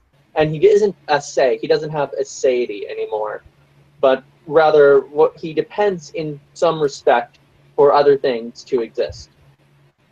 Who says that? Platonists. This is kind of the Platonic understanding of properties. Oh, okay. Yeah, right. That wouldn't be the traditional understanding, though. Like when I talk about God's properties, I'm not referring to it in a Platonic sense. Like I think these things have their being in God. Right. And the second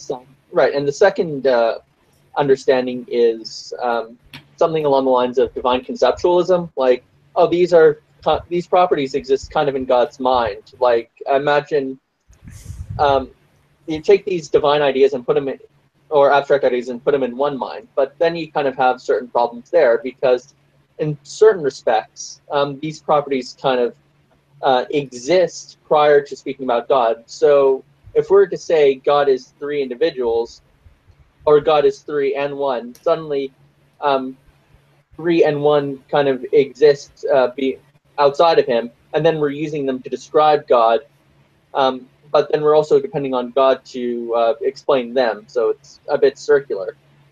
And the third, Thomists get around. Okay, yeah, keep going. Yeah, Thomists try to get around that by saying, well, all these properties are really identical within God himself, and this is where analogical language kind of comes in. Nominalists would say that these aren't even properties. Properties aren't even objects. It's kind of a category error. Rather, we're just speaking about something which is, which are useful tools for talking about concrete things, of which God is one of. God doesn't have a nature because there are no natures. Natures are just useful tools or instruments. That's kind of the position someone like a William Lane Craig would take. Yeah. Why couldn't it be why couldn't it be that we see these properties like here in the world, and that they have their true essence or whatever in God's nature? That's the Thomistic understanding of it. But wait, I thought you said that they were analogies here in this world. Like we don't have. So they're understood analogically, but they all pre-exist within God himself. They have to be analogies because God is divinely simple on your view. Mm-hmm. Exactly. And just to touch on one more thing, in terms of understanding these properties as they exist in the world and how they pre-exist in God's nature, one has to think of God as through the lens of the principle, proportion, causality, as I was illustrating earlier. If something has its existence and depends upon something else, then that means that thing has to either be proportional in existence or even greater than.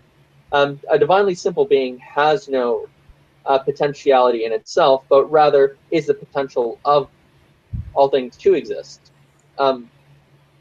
And that's why God is said to be pure being itself. It's nothing. It couldn't be anything less than that. Hey, Kenny, is this what your book is about? Divine Simplicity? Yeah. For the most part, I deal with his nature, existence, and how we talk about him as well. So yeah. Yeah. So if I want like an introduction to Thomism, would your book be good, or is it kind of different? No, I think it would give a Thomistic understanding of the doctrine of God, which this is just classical theism. Yeah. It's nothing new. If you're interested in a book, I could get you one of my PDF copies if you like, Richard. Yeah, actually, that'd be great. Yeah, just put you're not offering me a PDF of Kenny's book, are you? Because he probably won't like that. No, actually, actually, it's a PDF copy of Edward Fazer's book on Thomas Aquinas. Hang on. I have a copy for my own self of Kenny's book. I think, if he's not mistaken, he's allowed me to judiciously give it to somebody if I wish to. Yeah, give it to anybody and everybody you want. Well, who wanted it? Give it to everybody if they want it or not. Who was asking for it though? I was. I'll take it. Okay, I will send it to you later on. Just okay. Okay. I want to try to read it myself, even though I'm probably not going to understand most of it. But hey, you know what? So you have a physical copy? No, I have the PDF.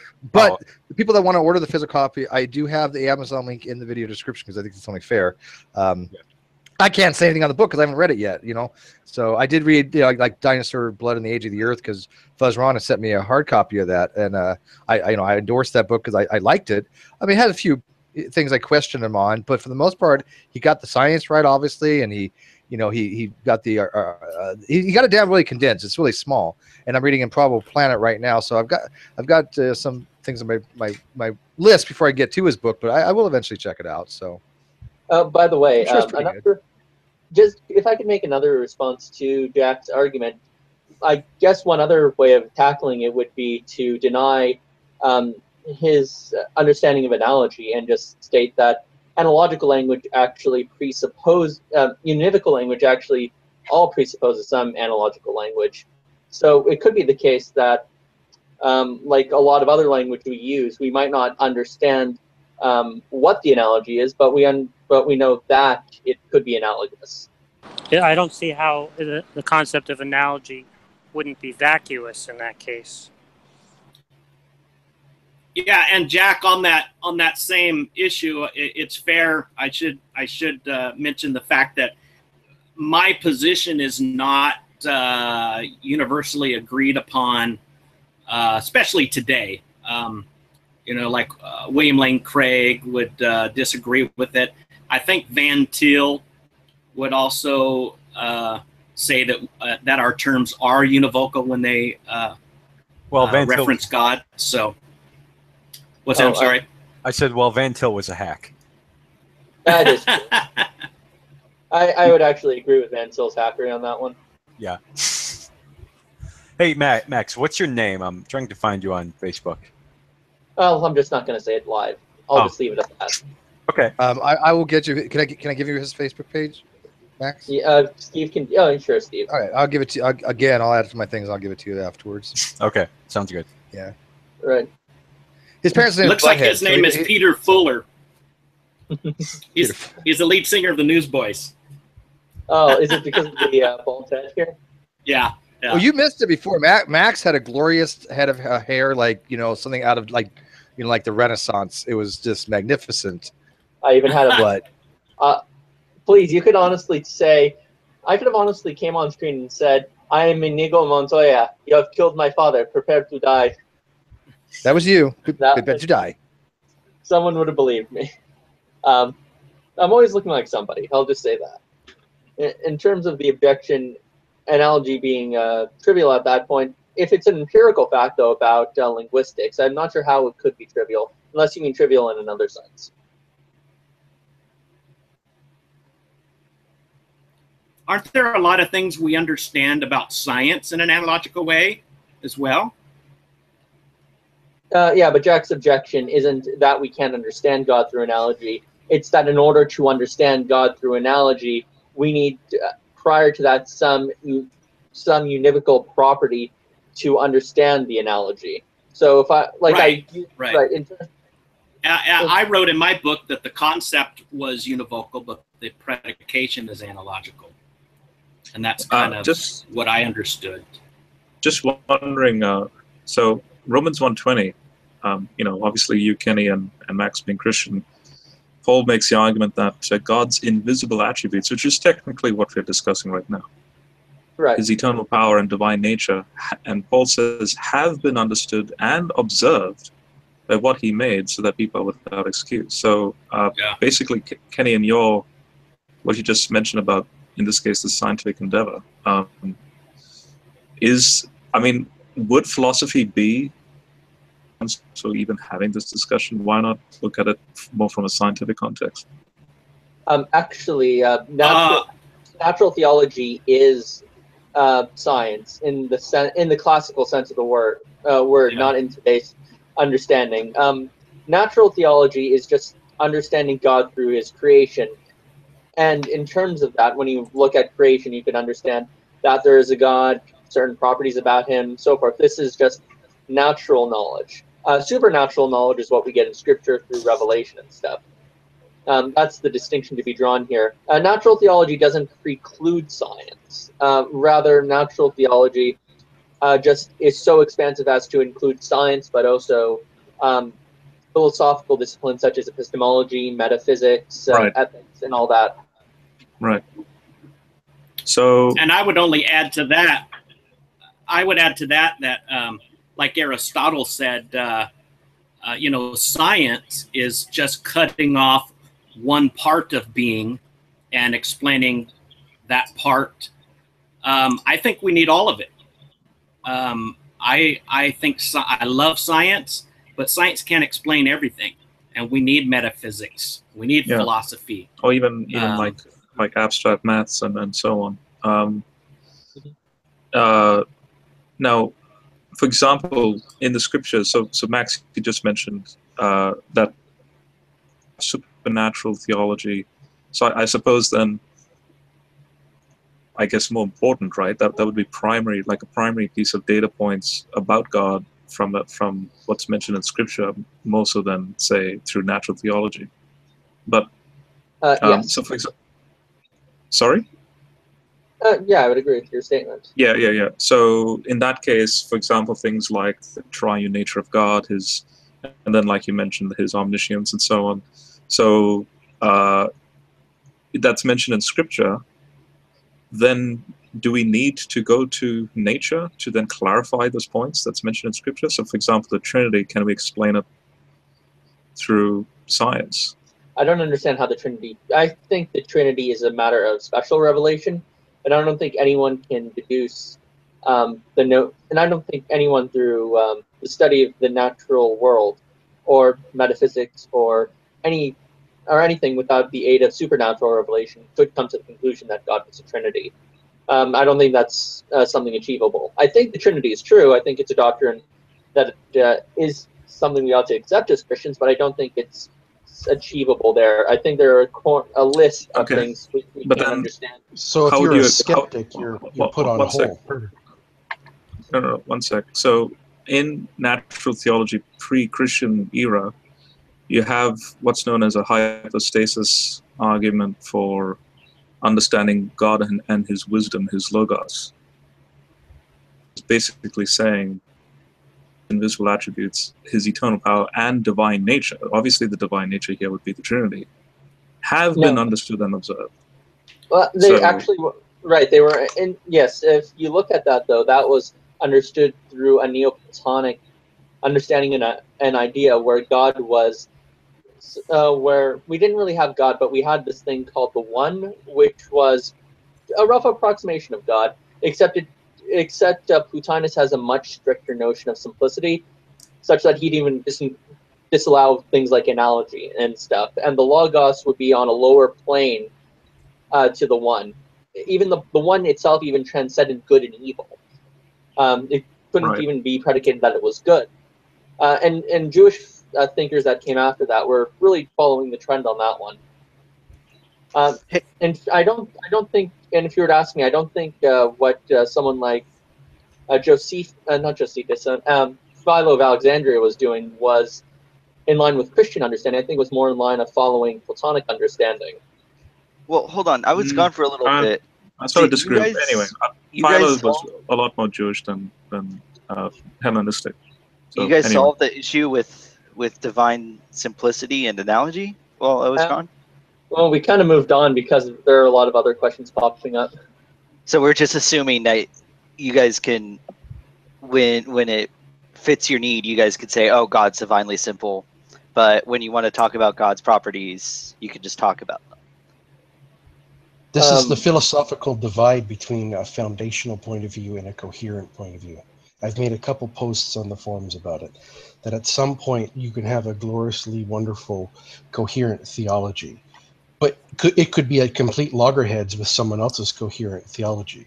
And you could both try arguing against them, but it's only the foundational points that will actually be able to show whether or not you have merit for constructing the web in the first place. And from what you've said with regards to even just like the ancient Platonic idea of the One, these are all inferences that are being drawn from nature. They're not actual definitives. So there's no way we're crossing the line between anyone stating something foundational here. We're all still dealing within the realms of each person's own coherent hermeneutics. Right. This is more along the lines basically of... they're all basically. How they're do you all get models. a skeptic? How do you get a skeptic into the discussion? I mean, it's great. It's great if you have this constructed web, but how do you pull somebody who takes the third or the fourth law of thought and infer nothing without ground or reason? How do you pull? Well, we would say like Etne Gilson that skepticism is a metaphysical disease. No, I think he's actually messing with you. Yeah, I think Harry's using skeptic in a very different sense than the skeptics who don't think there aren't any such things as knowledge. There is any such thing as knowledge. And in terms of the purposes of this hangout, I think it's more of an exploration of schools of Christian philosophy rather than any one trying to prove or be proven. At least as far as I'm aware here. I mean, earlier it was God's simplicity was appealed to address one issue. But right. now it sounds like you guys are forgetting that God is simple and just talking about him as if he has properties that we can distinguish. Oh, so in terms of right, so I believe my answer was the common property between the analogies used in terms of predication for humans and the predication for God was apophatic. It was, a lack of something. Speaking of what something is not rather than what something is, and that's how you have the common ground between both understandings or both common properties. So in terms of being all powerful, the common property I used was being unsusceptible to influence or change at the power of something else. Since that is an absence of what God has, and in terms how we understand something to be powerful in human beings, it could be a common univocal apophatic property, but at the same time can be predicated to both analogically. I don't get that at all. You're saying that you can compare what power means when you're a human being to what power means when you're God by as long what as it's apophatic. exactly? Apophaticism. Language about what God is not rather than what God is, or what something is not rather than what's up. Yeah, but I'm asking for the similarity, not you showing what So Joe, God is not. basically, are you asking Max? So for example, let's take power. And again, I may butcher this big time in a philosophical discussion. Look, David gave a great example of what you're doing with an analogy. He has a chocolate lab. The property that's the same between chocolate and his dog is the color brown. No. I know that. I know that. But for example, with respect to power, for example, say if I were to rub my hands a certain way and I generate an amount of heat that will then generate, a certain amount of joules of energy, blah, blah, blah. So now I can quantify that power. Are you asking Max to quantify God's power in that sense, in that same sense? No. So, right, Max, how do you show that there's what's the similarity between our power and God's power? The similarity is that to a certain degree, human beings have an inability to be influenced, or influenced and over, have an inability to be influenced and controlled by. But how is that equivocal? I don't understand. You can just say that they're not powerful to the same extent as God. Yeah, I would answer that as simply the ability to do. I wouldn't define it the way Max is. Well, I'm using it. No, I'm using. But then that's just to use it univocally. That is right. The concept is univocal. The predication is analogical. I don't understand. But that sounds like what does it mean to say that a concept is univocal, but the predication is analogical, right? The point is that when we say that a concept is equivocal, right? We're saying that it means the two different things in the two cases. It means two different things in the two applications, right? Right, so like the chocolate lab and the chocolate bar. That's equivocation. If it's univocal, if you can apply it univocally in both cases, why do you have to appeal to analogies? Right, well, because we're dealing with the infinite being. It sounds superfluous. The only reason why you would need an analogy is because it was equivocal. You'd be saying, well, it's not exactly the same. It doesn't mean the same thing in the two cases. Just to speak for myself. No, it means like. Just to speak for myself on this one, the reason does it mean the same thing or not? It He only just said it means there's no like, in which case it sounds We're like you talking are past being each one equivocal. another. well, Okay, Yeah. you here's can't my use the question word to you. like. That's My the point. question to you is, when you say we are like God with respect to goodness, right? Does that mean Right. that we're good in the same sense as God, or no? We don't have the goodness in the perfect way that God has goodness. That's not what I asked you. I said, are Well, we that's good what it in means. a... That's what I'm saying. Here's my question to you. Okay. When we say a person is good, right? Like my aunt. Right. My aunt is a good person. And then I Right. say God is a good person. Right. Do I mean good? Do you mean good in the same sense when you predicate both of them as good? It is applied to God analogically the That's same not the way question that I asked you. I'm asking you, does it mean good in the same sense? Yes or no? It's a yes or no question. Does it mean good in the same sense? Okay, let me answer it like this. When I say that's good ice cream and my wife is a good wife, am I saying those two are univocal, the same? I'm not asking you. Oh, I'm applying them analogically different. I have the concept of goodness, but the ice cream is good in a different way that my wife is good. Hey, Kenny, I've got a kind of a follow-up question for this. So, well, wait a minute. Did you answer? Yeah. Did he answer your question, Jack? No, I don't think so. No, he didn't answer my question. So I'm still trying to get an answer to that question. So, right? Okay, here are two sentences. My aunt is a good person. God is a good person. Now, on your view, right, if you were to utter those two sentences sincerely, right, would you be using good in the same sense there? The concept would be the same, yes. But the application to God as an infinite, holy, righteous, somebody who can't even rightly be defined as a person like we are persons, it's different. It's applied differently. So, kind of to that, Kenny. I guess I'm wondering about passages in the Bible. So wait a minute. So if the concept is the same, I don't see why you're appealing to analogies. I appeal to analogy. Those are both predications, right? If I say God is a good person and I say my aunt is a good person, right? I'm predicating goodness of both entities, right? Right. So where am I appealing to an analogy there? Because when we are trying to describe the essence of God's goodness and the essence of your aunt's goodness, it is different and like, which is analogical. Why would you say that that's analogical? Well, because it's applied to God in an analogical way. If I say that my aunt is a good person, right, and then I say my friend Jerry is a good person, right, would you say that I'm using an analogy in the two cases if they're good in different respects? Comparing two finite persons, you would say that would be identical goodness.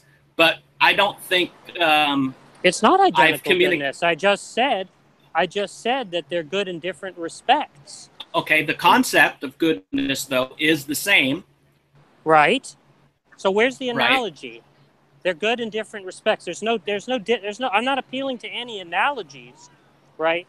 When I say they're both good, I think you're understanding analogical predication differently than the way a theologian would Again, describe. I'm just asking you, right? I'm asking you a question. My question is, if I say that my friend Jerry is a good person and I say my aunt is a good person, right? And I mean in both cases the same thing by good, but nonetheless they're good in different respects. I'm not appealing to an analogy there. Do we agree? No. Right. I agree. Right. Okay. Now, so what I want you to explain to me is how when I say God is a good person and my aunt is a good person, and I'm using good in the same sense in both propositions, right? How I'm appealing to an analogy in the case of God. You're appealing to analogy because God is not univocally a person either. He's like okay, so a wait person. a minute. So when you said it was univocal, it wasn't actually univocal. No, it's the equivocal. concept. Okay, the Is concept the concept of person univocal of personhood. across? Is the concept of person univocal across propositions about God and human beings when we predicate personhood of them? We have to predicate things of God in an analogical sense, I'm which not means asking you that. God I'm is asking like you is the concept like of a person. I'm asking you is the concept of personhood univocal when it's predicated of both God and human beings? The concept is univocal.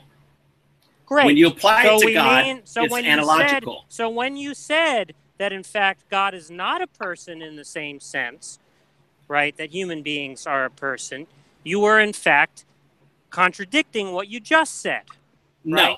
No, not so meaningfully, not trying to. No. Is it in the same sense or not? Okay, I don't want to be badgered. I'm trying to say this: a triune, infinite God is not totally like an individual person, a human being. That's my point. Jerry, right, is not totally like my aunt. They're both finite, though. They are both finite, right? They're both not finite. Totally alike. Hey, Jack. You're going off the wrong way on this discussion here. Well, let's see if anybody else in the room. Let's see if anybody else in the hangout understands what you're saying, Kenny. To be honest, like again, me listening to this, I think Kenny is making sense. I don't have a problem with what he's saying. I mean, great. So maybe you can explain it to me, Han Solo. Yeah, I'd be interested to hear as well, Han Solo. He just said that you have this being that happens to be totally other, and so therefore, I don't know the terms, but why would you equate the goodness to Wait a be minute. an If exact you don't thing know the between- terms, why No, are I you can't. saying? I know the terms mentally, but I can't like reproduce them, right? Because Do you understand what it means to predicate something, Han Solo? Okay, Jack. I think I mean, moderating this, I think we can stop with the. Well, Richard, do you understand what Kenny was trying to say? Maybe you can explain it because you're more familiar with the language, right? Well, I'm not totally familiar with Thomism and divine simplicity, but I do have a follow-up question for Kenny. But hold on.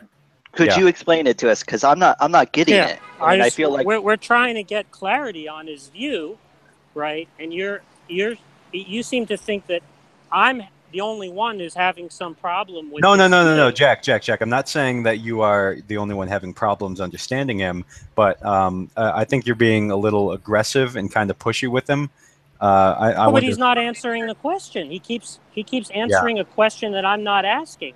So I'm getting a little bit frustrated. Yeah. I mean, if you'd like to ask him the question that I'm trying to ask, right, in a non-aggressive way, maybe you could get the answer that I'm trying to get. Why don't you do that? Okay, let's let Max give it a try because he's also a Thomist. I'm not a Thomist. Oh, you're not? Okay. I'm just defending the position here because I know how hard. All right, so Kenny, the crux of Jack's argument is this: in terms of the chocolate lab example, we could say that the chocolate lab and chocolate are analogous because both of them have the property of being brown, and that's why. No, that's wrong. That's absolutely wrong. That's why, equivocation. Oh, okay. So why is it the case that it's right to say a lab is chocolate, and a chocolate lab and a chocolate bar? You're using the word chocolate equivocally. It's only sameness of name. But Kenny, the thing is, when you refer to, could I just use another example then? In Sameness terms of color. Oh, okay. So yeah, how the about similarity is color, though. It's all right. If you're using chocolate color, then it's the same. To use another example to help us out here, if I were to say I see the Pythagorean theorem, you will understand that I'm not using the term to see in a way which is univocal as seeing a dog, because I'm actually seeing it with my eyes. way of saying my mind is comprehending something. Like right, you're using the word "seen" in a metaphorical way, as in perceive. Exactly, and right. in terms of, that's not an analogical predication as theologians speak of it. Oh, okay. So, all right. What does it mean to say that?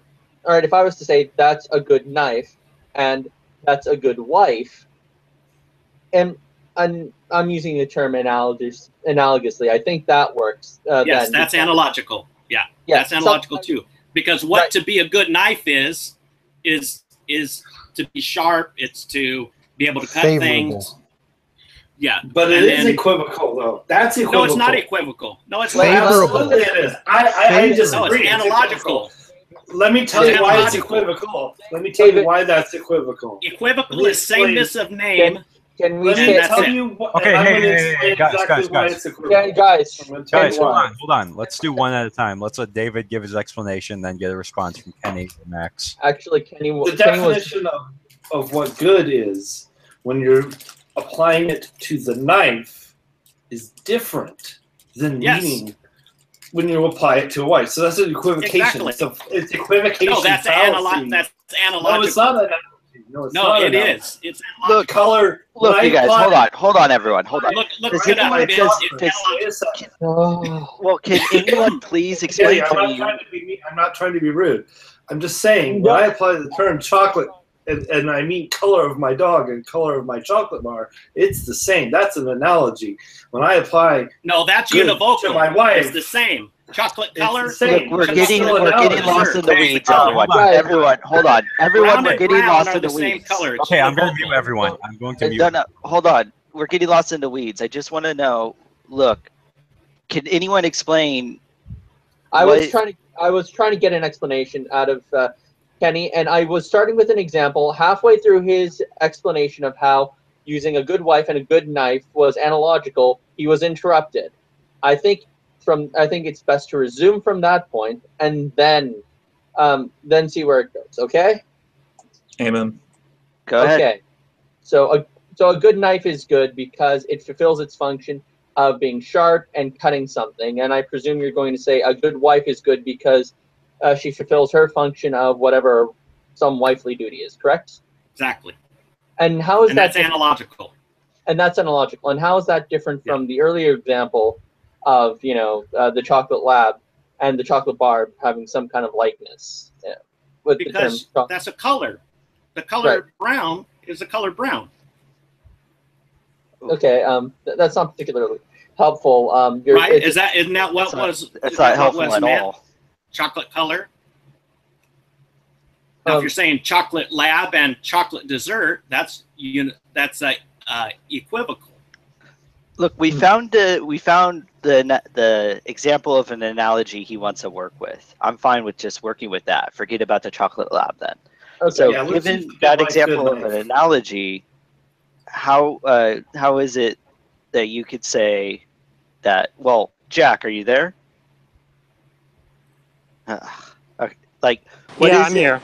Well, okay. So the way he understands analogy, it could be better understood with the analogy. You have a favorable wife and you have a favorable knife, right? The analogy is like the similarity there is what exactly, Max? The similarity is they both fulfill some kind of function or end. A wife fulfills her end of having their intended purpose, I would say. Exactly. And I presume when somebody says God is good, God is good because analogically with like these other things, he fulfills some specific intrinsic end, right?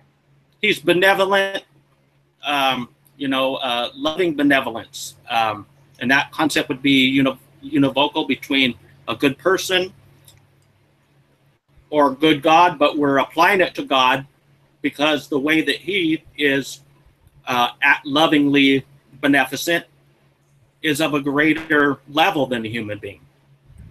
Eddie, let me try to explain the problem to you. Okay. All right. If I say that my uncle Jerry is a good person, Mhm. and I say my Uncle Harry is a good person, right? I'm using good in the same sense in both cases. Right. You're speaking Right. But I may be calling attention to different respects in which they're good. Right. Similarly, when I say a person is a good wife, and I say an object is a good knife, right? Mhm. It could be said that the term "good" is being used univocally there, right? But I'm calling attention to different aspects in which they're good, right? Now, what Kenny was denying, right, was that when I say Uncle Harry is good and Uncle Jerry is good, that is the same thing that's going on when I say God is good. Good is different in some respect. He's denying that. All right. I'm confused now. What am I denying? I was saying that when I say Uncle Harry is good, and when I say Uncle Jerry is good, and I mean that they're good in different respects, but in the same sense of the good, you're denying that when you say God is good, that it's just a case like the others, where I'm calling attention to different respects in which they're good. But that good means the same thing in all cases. It means your Uncle Jerry and your Uncle, I don't know, whoever, if you call them good and then you define it, you're telling me in which way they are good. But if you don't say anything else, your uncle this and your uncle that is good. Yeah, you're using the same concept. If you want to tell me how they're good in a different way, that's fine too. But when I say God is good,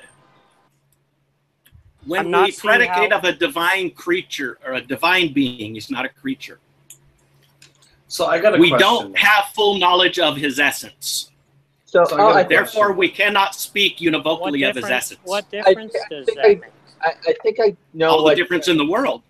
I don't have to have full knowledge of the essence of my Uncle Harry to say that he's a good person. But I think I know he revealed himself to you as good. I think I know how Kenny is differentiating the terms here.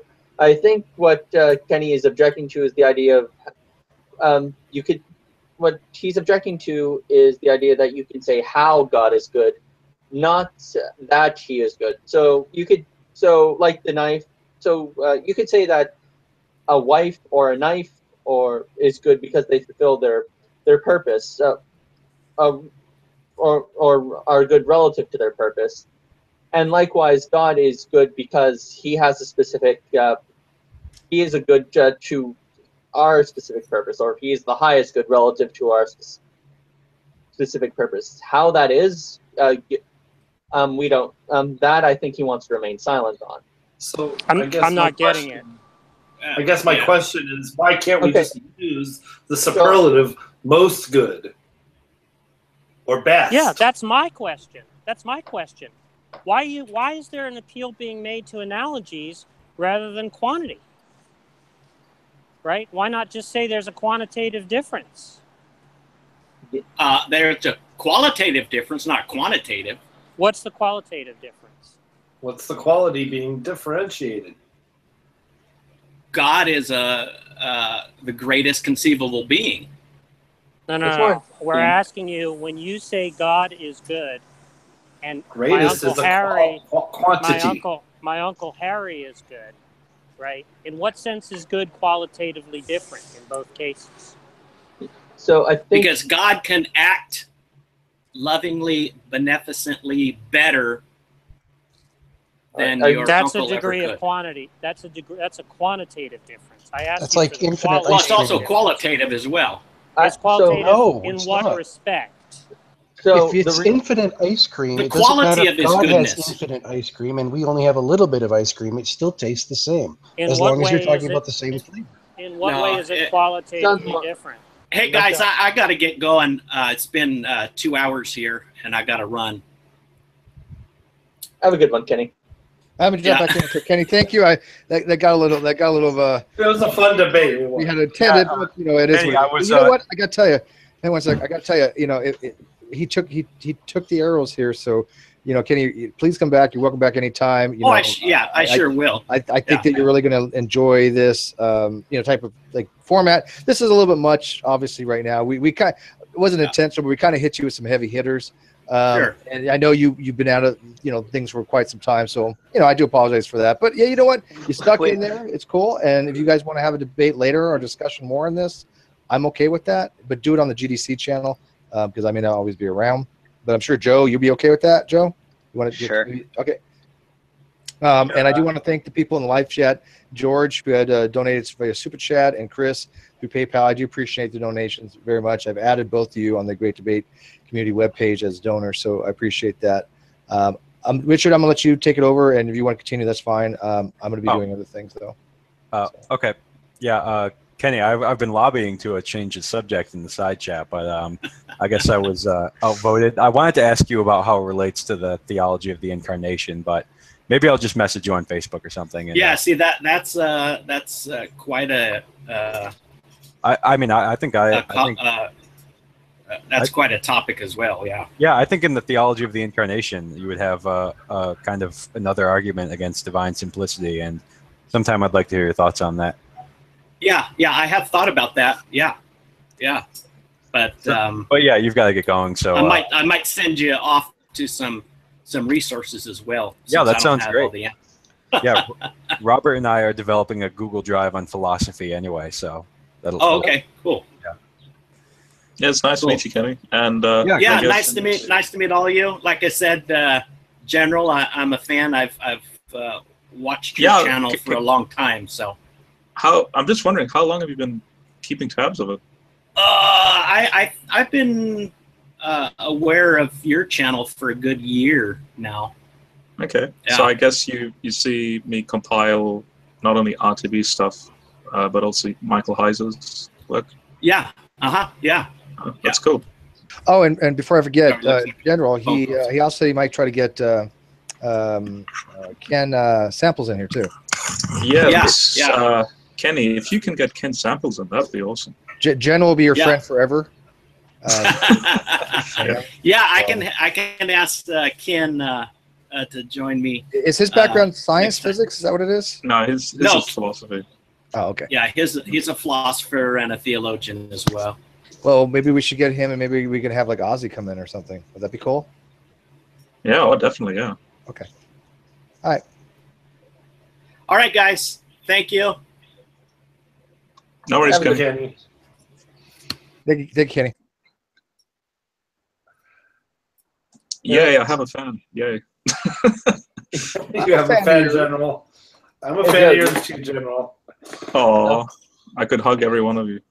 But by the way, if you're interested in my position, Joe, I think that rather than opting for analogical language, I just think that you could use underdeterministic language to defend simplicity.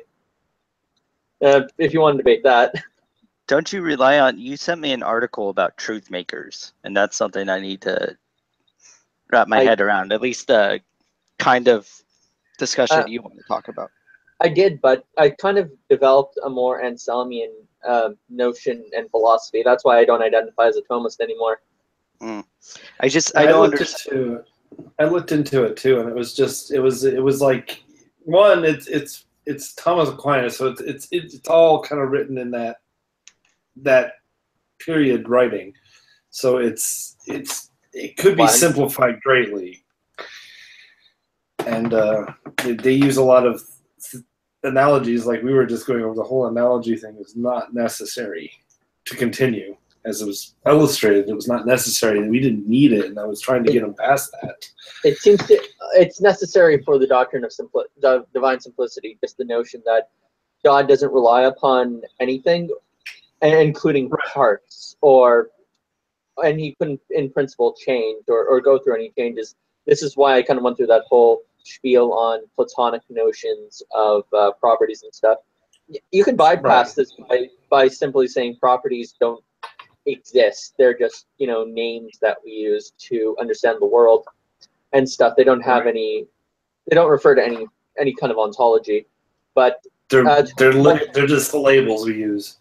Yeah, but Thomists can't go down that route because they believe that universals are a thing. They actually exist. So Right. they follow Aristotle in that line of thinking. So that's not an available path to them.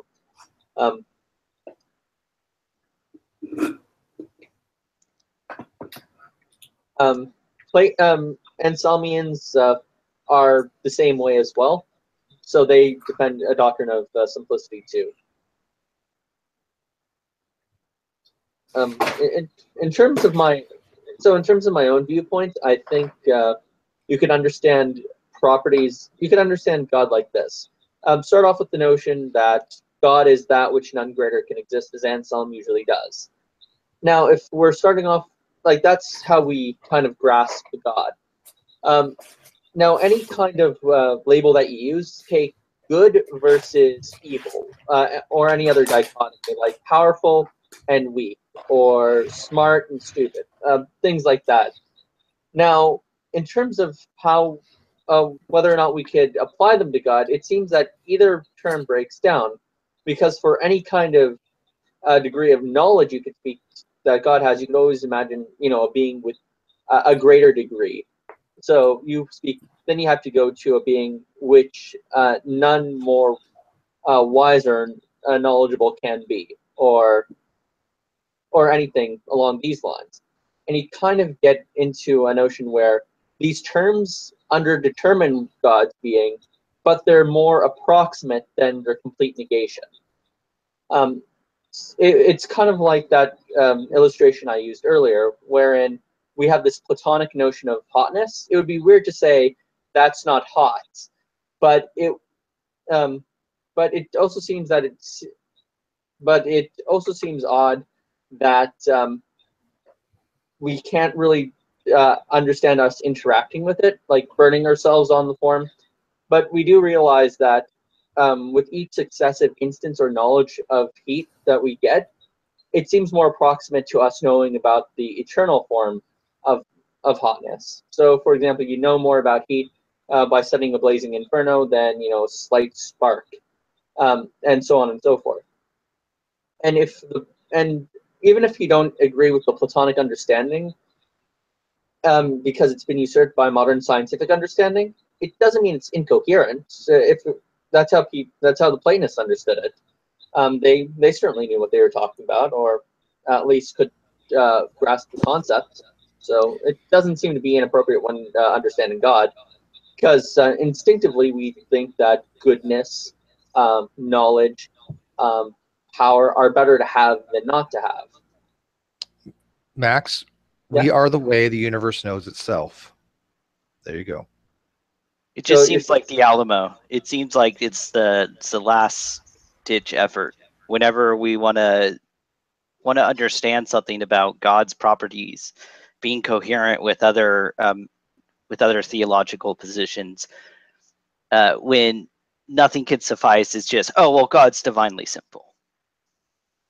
So the reason why I would go, so I think you can properly predicate these terms to God, understand God through these terms, and even understand how these terms can be paradoxical in themselves. I don't think that gets you off the hook for answering questions about, paradoxes regarding, God and the unliftable stone, or. But not even that. Like, remember the issue I brought up with Matt Bell? Matt Bell said, "Oh, divine simplicity solves the problem of the Euthyphro dilemma redux that you brought up a while ago." But then, how can you have a divine simple being but hold to the kalam, right? Because kalam had, especially Craig's kalam, where Craig thinks that God is accidentally, he's timeless, sans creation, but in time when he creates the universe. And so, divine simplicity is contradicted by that. Like, can I just say how much I hate that term? Because it's not simple. In any facet of explanation, it's got to be one of the most complex answers anyone can give. It is. It's convoluted as all hell. It's almost Orwellian doublespeak in the fact that you're using the term simple to explain something so vastly complicated. You're equivocating between simple in ontology and simple to understand. I will admit it's very complicated to understand, the ontology is what I'm advocating for. It is simple. In terms of Matt Bell, I think that's an inconsistency on his end, rather than divine simplicity as a whole. Well, no.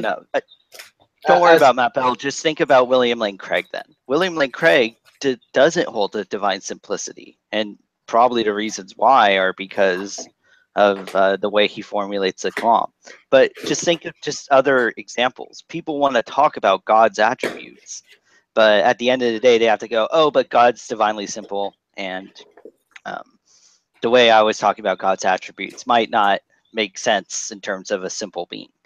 It's ridiculous. So when I usually predicate upon God, I'm not saying that my terms are meaningless, or that my terms will eventually break down. What I'm saying is that my terms are comprehensive. You can understand where I'm coming from with them. That's all that's meant to showcase. I still have baggage, and I still have proof that I need to follow through on. I still have when I explain God's goodness, I still have to use more reductive language, such as being loving and stuff. It's just that it's a way to make sense of both my linguistic use and also the fact that I'm communicating with you knowledge about God. That's it. I think it's rather just how I speak about language. I'm not using it to back out of an argument or something. And even in terms of the Euthyphro dilemma, whenever I speak of God as the good, I'm only saying that it's improper to say that, well, God is only good because he has these more basic properties. Then when I correct you there with simplicity, I'm only saying that you're not really interacting with my position. You're interacting with someone who believes that God's properties are something to which are reducible and understandable only in terms of these other virtues which are precedent to him, which is something I don't believe in terms of my simplicity. Then I fall back on the language to show you how I make sense of my simplicity or my doctrine. Do you understand? What? I mean, it sounded like you're just saying the words that we're using to describe his properties are not reducible to the meaning that we place in those words. Can you say that again?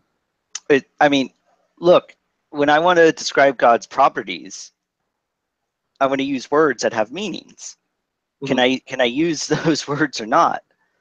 You can use those words, and those words do in fact have meaning. When I say God is good, I mean God. What I mean to say is good better approximates God than not good. You know what? Actually, could I just get something I wrote on this issue a while ago? It really.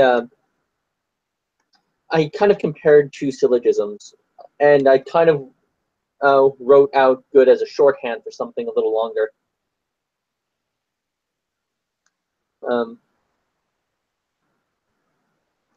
Do you understand why we're having a hard time with it, though?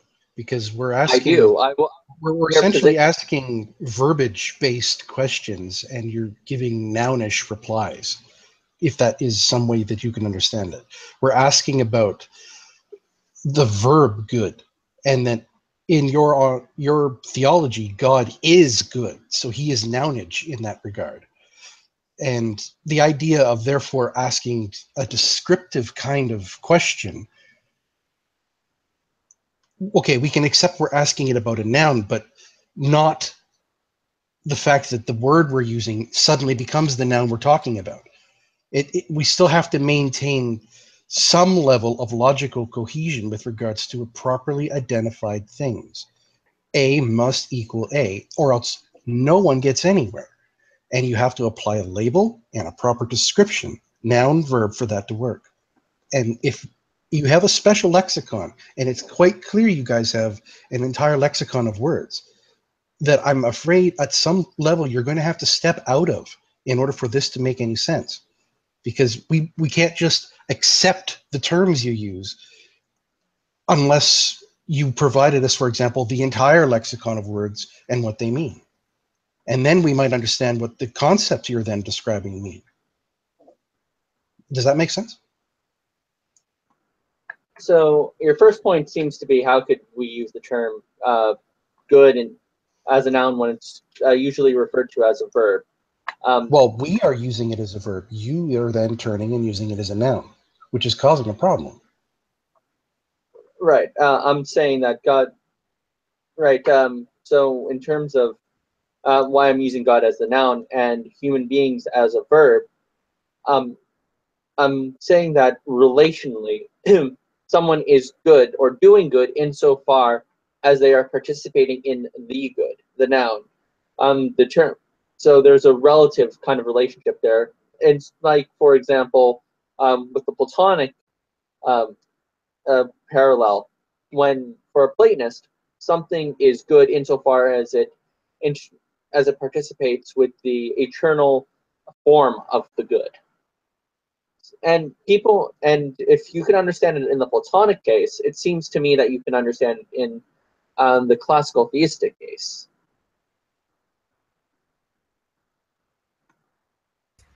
All right, guys. I think we want to. I honestly don't know why I'm just stuck in this hangout. Yeah. Well, generally, you're about to be freed because we're pretty much. Oh my gosh. We're about to wrap it up.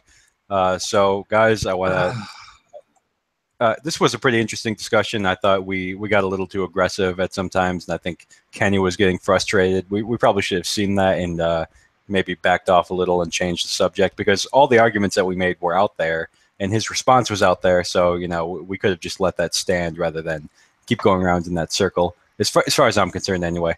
But either way, thanks for being on here, guys. Thanks for the audience to donating to Steve's Patreon. Make sure you like and subscribe to Steve's channel if you haven't already, and to the GDC channel, the Great Debate Community. So look that up on YouTube, like and subscribe to it. And we have another debate tonight at 9 p.m. Eastern. It'll be on the moral argument. I think it's focusing more on the premise that if God does not exist, then objective moral values and duties do not exist. So I think my friend wants to focus more on that one than on whether they actually exist. So, but we'll see. Just look out for that. And if any of you want to get involved, you can check the GDC for the link. But yeah, I think we're about to sign off now. Yep, thanks very much. And just FYI, again, Arn Ra will be having a debate with General on the GDC channel on Friday. And then him and the Atheist Edge will be joining General and a few other people on this channel on Saturday, which is going to be great. Well, Arn Ra. He'll be joining Arn Ra. He'll be joining Arn Ra. And let's see, we also got Rachel Oates that's going to be joining us next Wednesday, which I'll put out some more information about. And also the Living Dinosaur should be coming in to visit us again next week. So anyways, thanks for watching, guys. This was great, and we will see you later on.